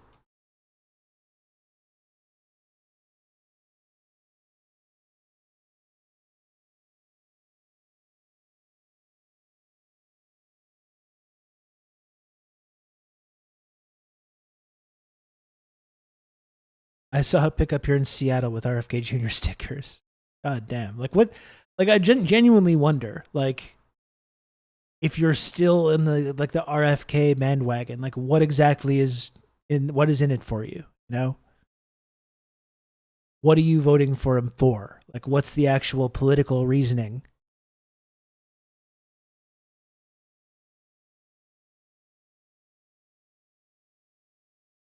The real question will be RFK draw more Democrat votes or Republican votes? I'm betting on Democrat. Yeah, I don't know, because like there's Democrats that are just conditioned to support anyone with the last name Kennedy, and there's Republicans that think like they've tried to like reclaim Kennedy. Like Kennedy is like a big part of the whole QAnon mythology. That's a weird development, isn't it? All these weird reactionaries that love the Kennedys now. When in the early 60s, they were all calling them like communists and stuff.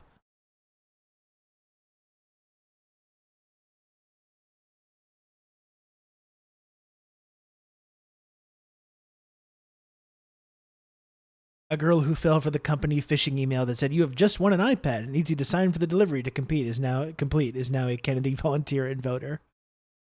Man. Pretty sad state of affairs. But it's the election that America deserves.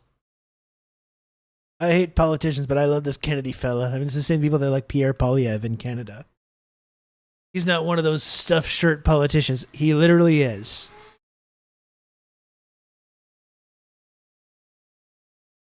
He quite literally is.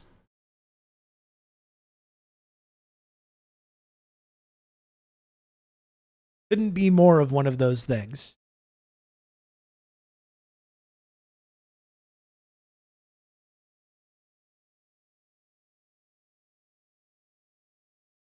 Yeah, this guy named Pierre is really salt of the earth.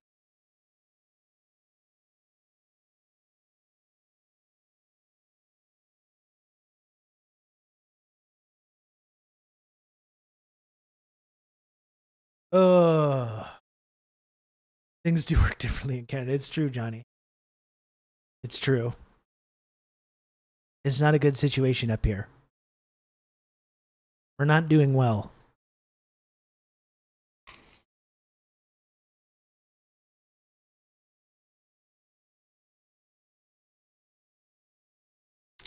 SOS Canada.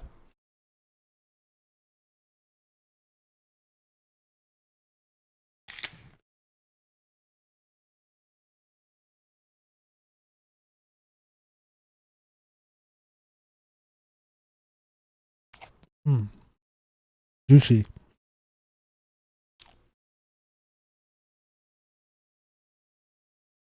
I finally saw Civil War and laughed during that one scene in the beginning.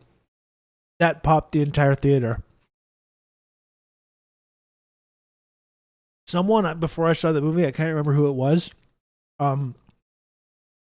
said that there was a Canada mention and didn't want to spoil it. And I was so, when it did happen in the movie, it was so great.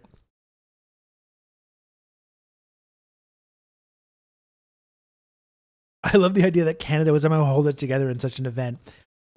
Canada would be so paralyzed about which American boots to lick. We just wouldn't know which way was up. We wouldn't know what the whole country would implode. Like we need a boss. We need someone to tell us what to do.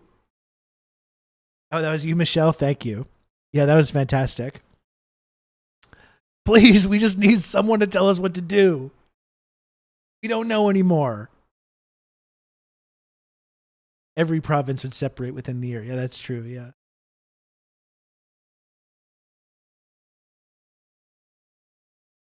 Civil War streaming in a few days, another movie night to schedule. Yeah, that'll be fun. And I've not been able to participate in the movie nights too much because of the NBA playoff stuff. But I would like to get back into it, definitely.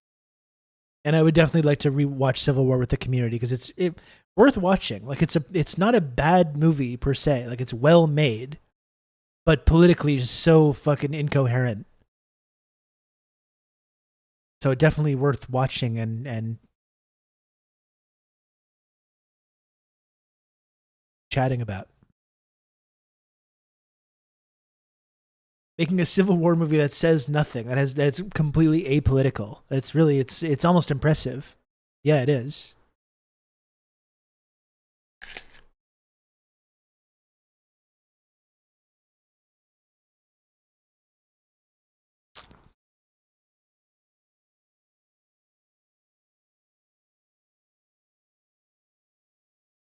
Keep your politics out of my Civil War movies. I love the director. Yeah, I do too. And like, he's a good filmmaker. The movie looks good. The cast is good. He just needed to pick a fucking side or understand how American journalism works better. Yeah, for me, it was this fetishization of like apolitical photojournalism. These are the real heroes. These are the real heroes. These photojournalists that don't believe in anything. They're these nihilistic, apolitical people. All they care about is just documenting what's going on. These are the real heroes.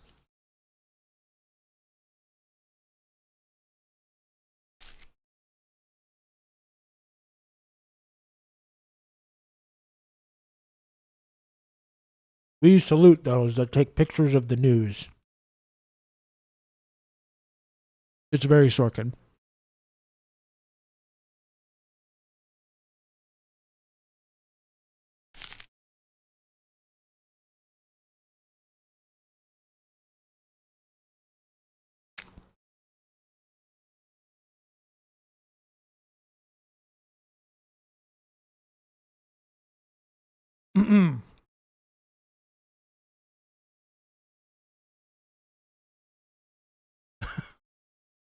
Dreamers are the real heroes. Thank you. Where's my movie?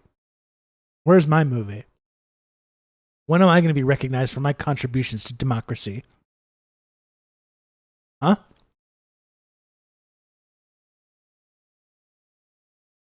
All I'm asking for is a medal.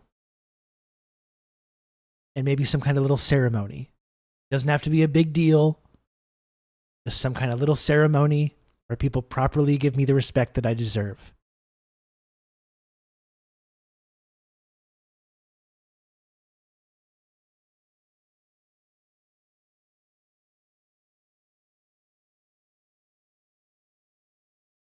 Maybe a sash.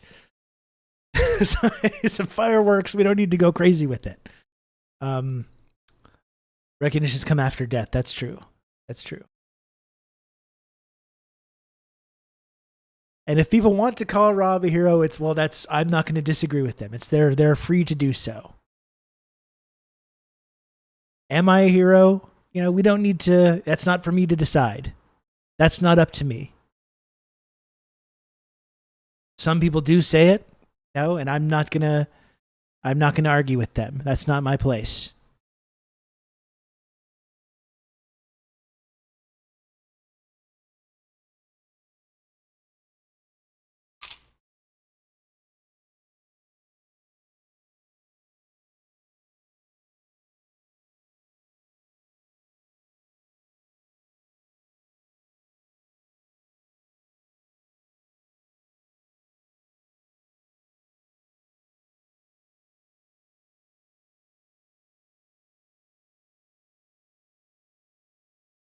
I can tell my friends about a little-known Canadian hero named Rob Rousseau. Maybe get a couple of folk songs written. Who's to say?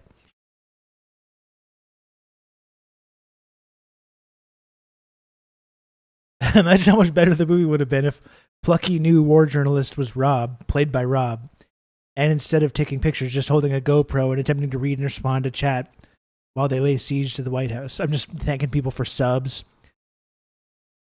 Thank you. As the White House is being sieged. Thank you, Jizzmaster420. Thank you, Jizzmaster420, for the 5 gifted subs. I appreciate it. All these explosions going off.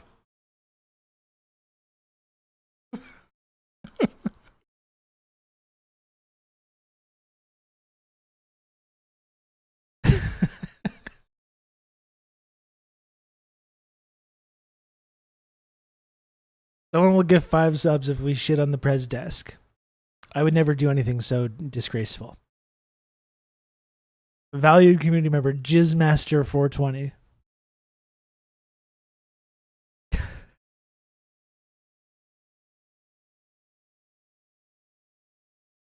Oh. You can count on me. You're going to have good old Rob to talk you through all this.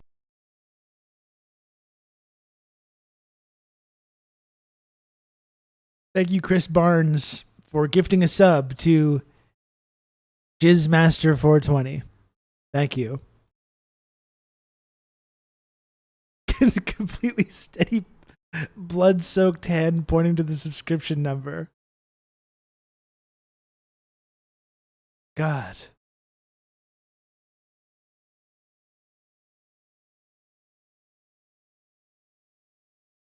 Outrageous.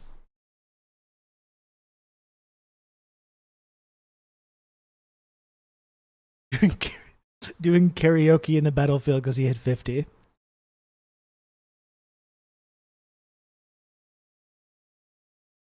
Now there's a little song called Babylon Sisters from Steely Dan's 1980 masterpiece, Gaucho, as Jesse Plemons is like executing all my friends.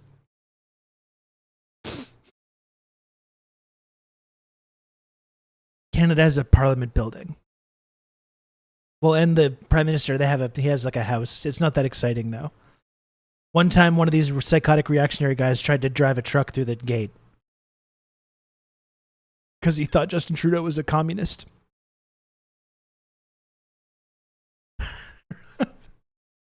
Serpentining to avoid sniper fire, describing the sandwich that he ate like 3 hours ago.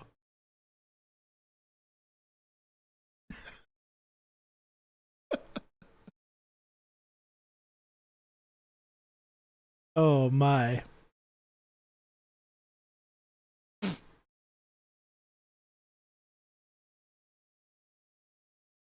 He said Jizz Master, then said something about explosions. I'm 314 years old.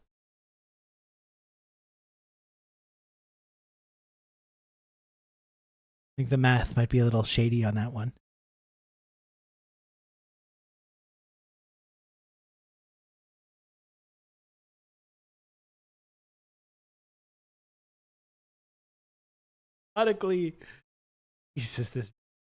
Methodically breaking down the plot holes in the blockbuster Prometheus as the bullets whiz by. It's not canon.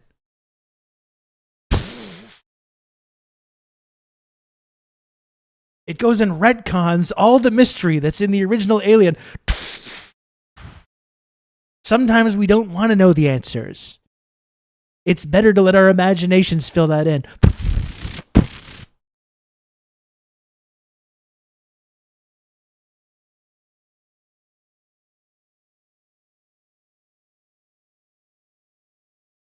Ridiculous.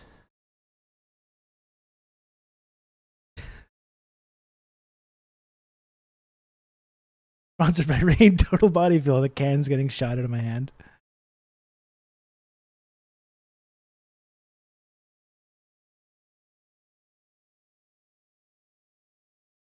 William, Prince of Wales, Rob's favorite royal, is also 41. You know, I actually went, Dick Pandaren in Brockville, Ontario, went to Prince of Wales Elementary School.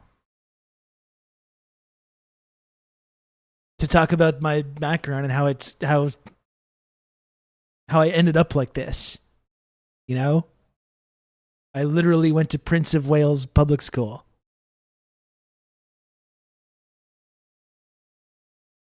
Did you see the new painting? The new painting is good. I mean, there's no way of getting around it. The person is not good. The family is not good. The painting is good, though. Imagine if a painting of Kim Jong-un was released that looked like that. I would be like, hell yeah.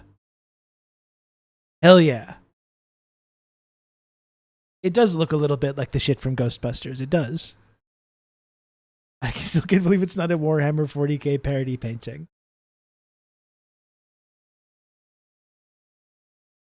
Prince of Wales, what's next to King of Sharks? Oh my goodness. You are like the buzzing of flies to him. The scourge of Carpathia, the sorrow of Moldavia, commands you.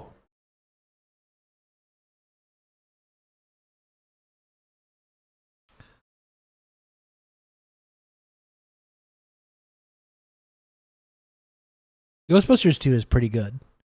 It's not as good as the original, but it's worthy follow-up, though, I think. Was he from Ukraine? I think it's like more like Romania. Where was Carpathia? Because he's Vigo the Carpathian. Where was Carpathia?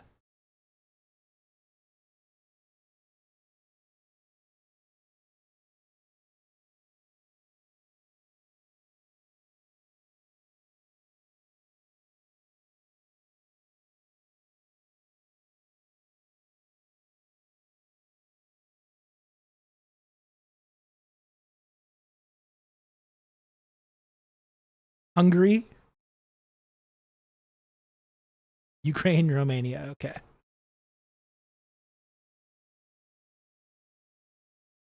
They've just been churning out characters for centuries now.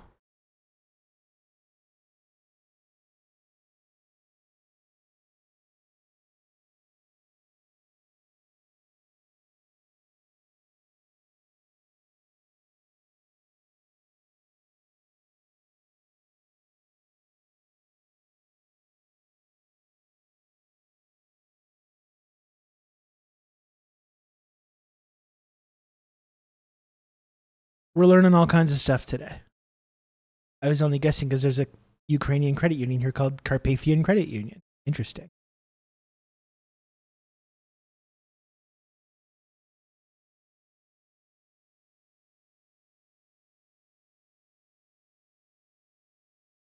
My wife's Hungarian family is always very adamant that the most Hungarian people live in the Carpathians. I went to Hungary many years ago. It's a beautiful place. It's very cool. Would love to go back one of these days. That's where I went to Statue Park, where I saw the old communist statues. Because I've always been oddly drawn to Soviet iconography, even before I knew a lot about politics.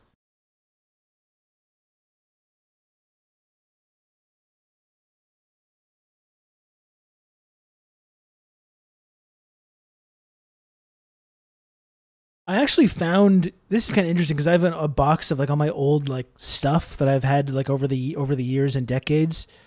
And even though I lost a lot of my pictures from when I was in Europe, I found film. I found some undeveloped film in my box of stuff, and I've been looking at it, and you can see pictures of like Lenin and all the statues. I got to get that developed, and I have an old disposable camera from like the mid 2000s that I never developed. Who knows what's on there? I think I'm going to get those. I'm going to get that stuff developed.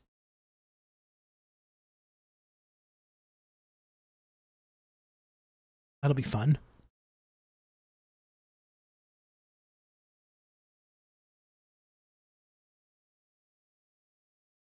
Will he just blank black photos? Well, maybe. I suppose it's possible.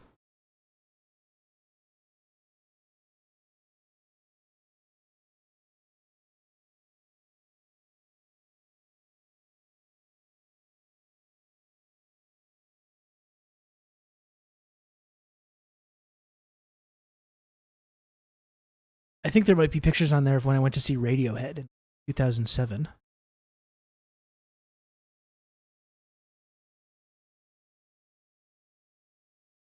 I'm going to go get that developed. That'd be cool. Yeah, I'm going to take a little interlude, okay? I'm going to stick around for another 45 minutes or so. I'm going to take a little interlude. I'm just going to go like to the bathroom, get a drink of water. And I'm going to come back and we're going to chat some more. All right? I'm going to come back. I'm going to chat some more. Maybe we can even like talk about the news, but I don't know. I can't guarantee. I can't guarantee any news talking.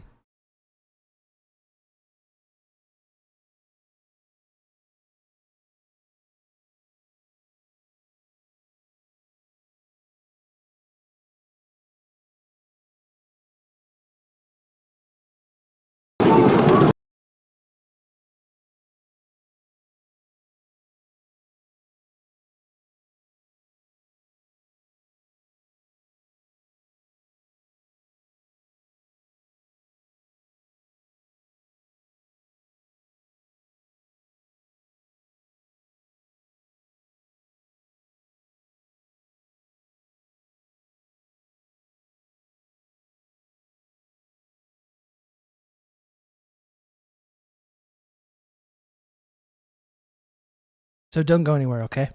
I'm going to be back in just a minute. Please enjoy this little audio-visual presentation I'm putting together.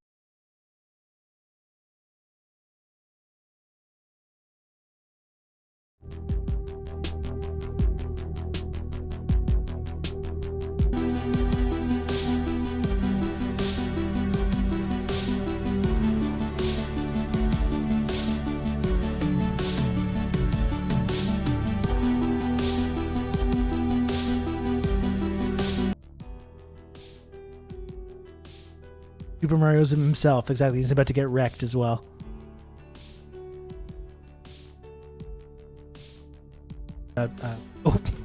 Oh, goodness.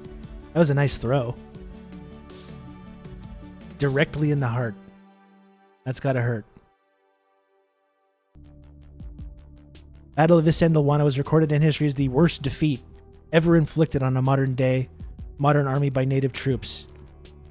In Parliament on the downfall of his government, British Prime Minister Benjamin Disraeli asked the question, who are these Zulus? Who are these remarkable people who defeat our generals, convert our bishops, and who on this day we've put an end to a great dynasty?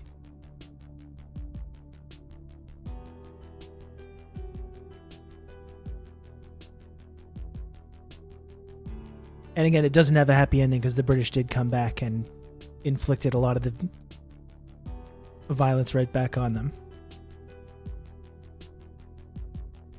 Those great shots, though, those big battle sequences. I really wish they would make more movies like that.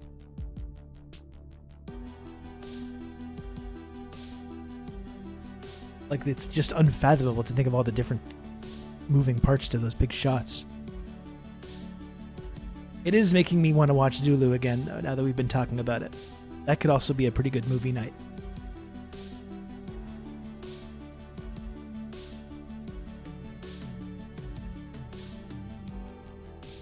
I guess you could argue this story ain't over yet. That's right, and now Britain is in this state of, like, terminal collapse.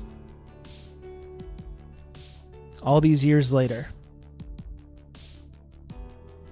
From owning the entire world to just being a lackey of the United States, increasingly caught up in political chaos, no more colonial holdings, no more global respect.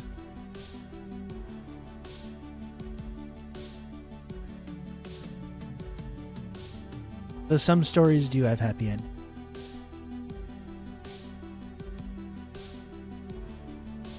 That was fun. I always really like just putting on scenes from movies and with some backing music like that. It always creates a kind of interesting visual audio spectacle for me.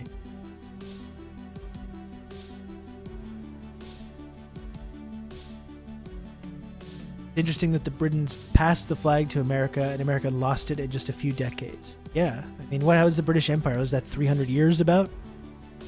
America gets like, okay, it's our turn now. They got like 80 years. And they're just so boorish and genocidal that they fucking blow it.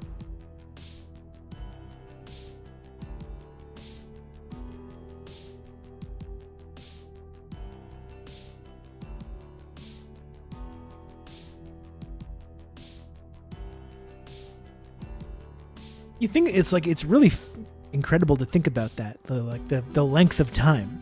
Like, British owned India for like 200 years. Like, that's entire generations rising and falling with the British base, with India just being part of Britain.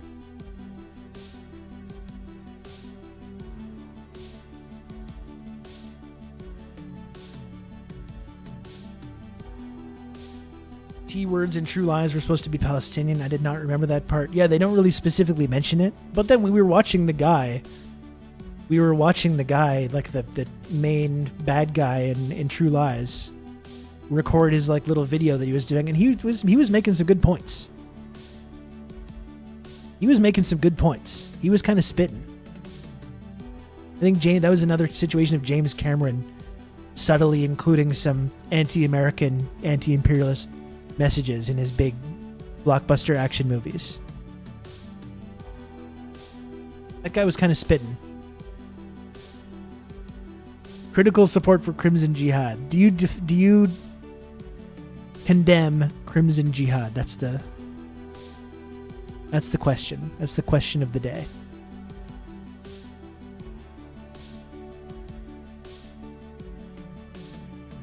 No, I've never seen that, Baldwin.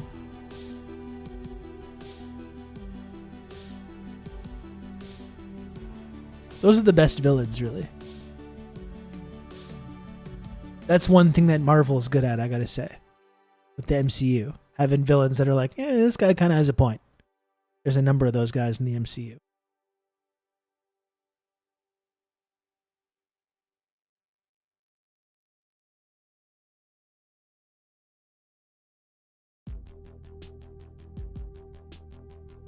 Well, folks, this has been a long day of chit chat. I think I might take off soon. Like I said, I got an earlier start. I gotta leave pretty soon, like in a couple minutes, to go pick up my kid from school and then bring the cat to get a haircut.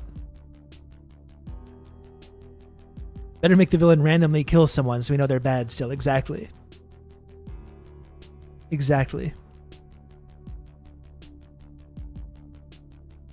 So I think I'll get out of here. One final time, though. If you do enjoy this program, if you've enjoyed chatting today, this was just kind of a fun, which I think we need sometimes. I certainly do. To just kind of hang out and chat and talk about movies and history and this kind of stuff. I always enjoy these kind of conversations, and I like hanging out and talking about this stuff. We'll plenty more like actual news to talk about and stuff to do this week.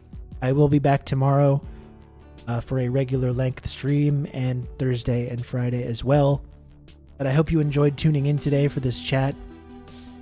If you can, yeah, it's Momo, Diego. Like I was saying, even though I don't live with Momo anymore, she's still my little baby cat.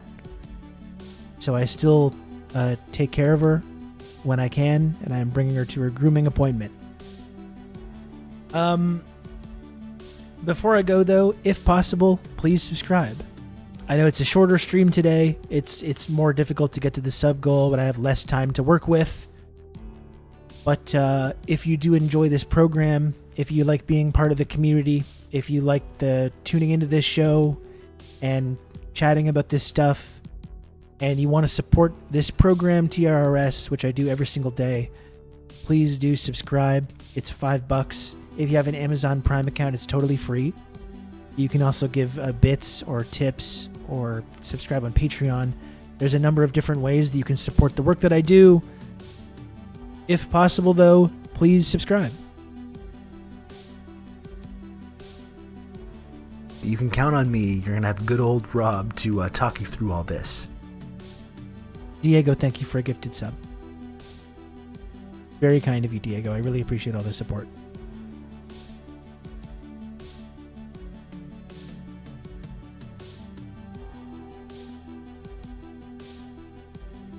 And are there any other brave heroes that would like to support this program by subscribing or gifting subs or anything like that? And you can help me make the little number go up just a little bit more. If only it could go up just a little bit more. You can count on me. You're going to have good old Rob to talk you through all this. Gilf of Tonkin. You can count on me. You're going to have good old Rob to talk you through all this. I'm a brave hero. Thank you, Gilf of Tonkin, for the 26 months. One of the best usernames on here, by the way. Thank you, Gilf of Tonkin. And thanks, Comrade Bushy, for gifting a sub as well.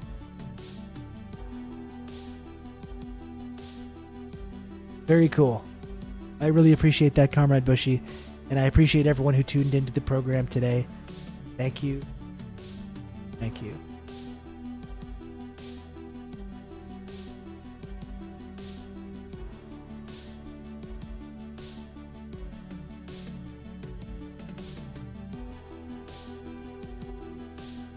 Glad you could tune in today, B-Rad. It's nice to see you.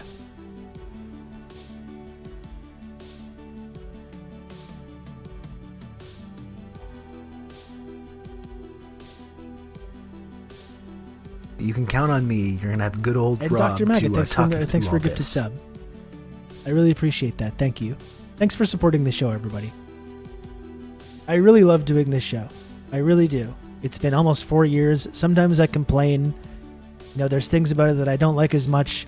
The whole Sisyphus thing, obviously it's not great sometimes. I always get sentimental in these final moments. But I really do love doing this show. Love having this community. Thank you, everyone, for supporting the work that I do on here.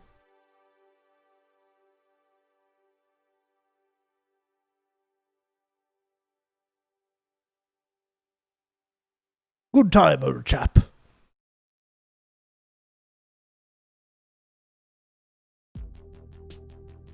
Hairs on my face there.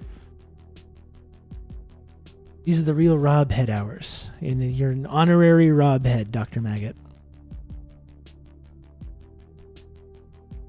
Give my regards to our Slavic friend Ugopnik.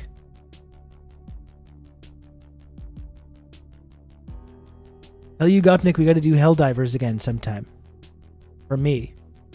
Anyways, take care, folks. Bye.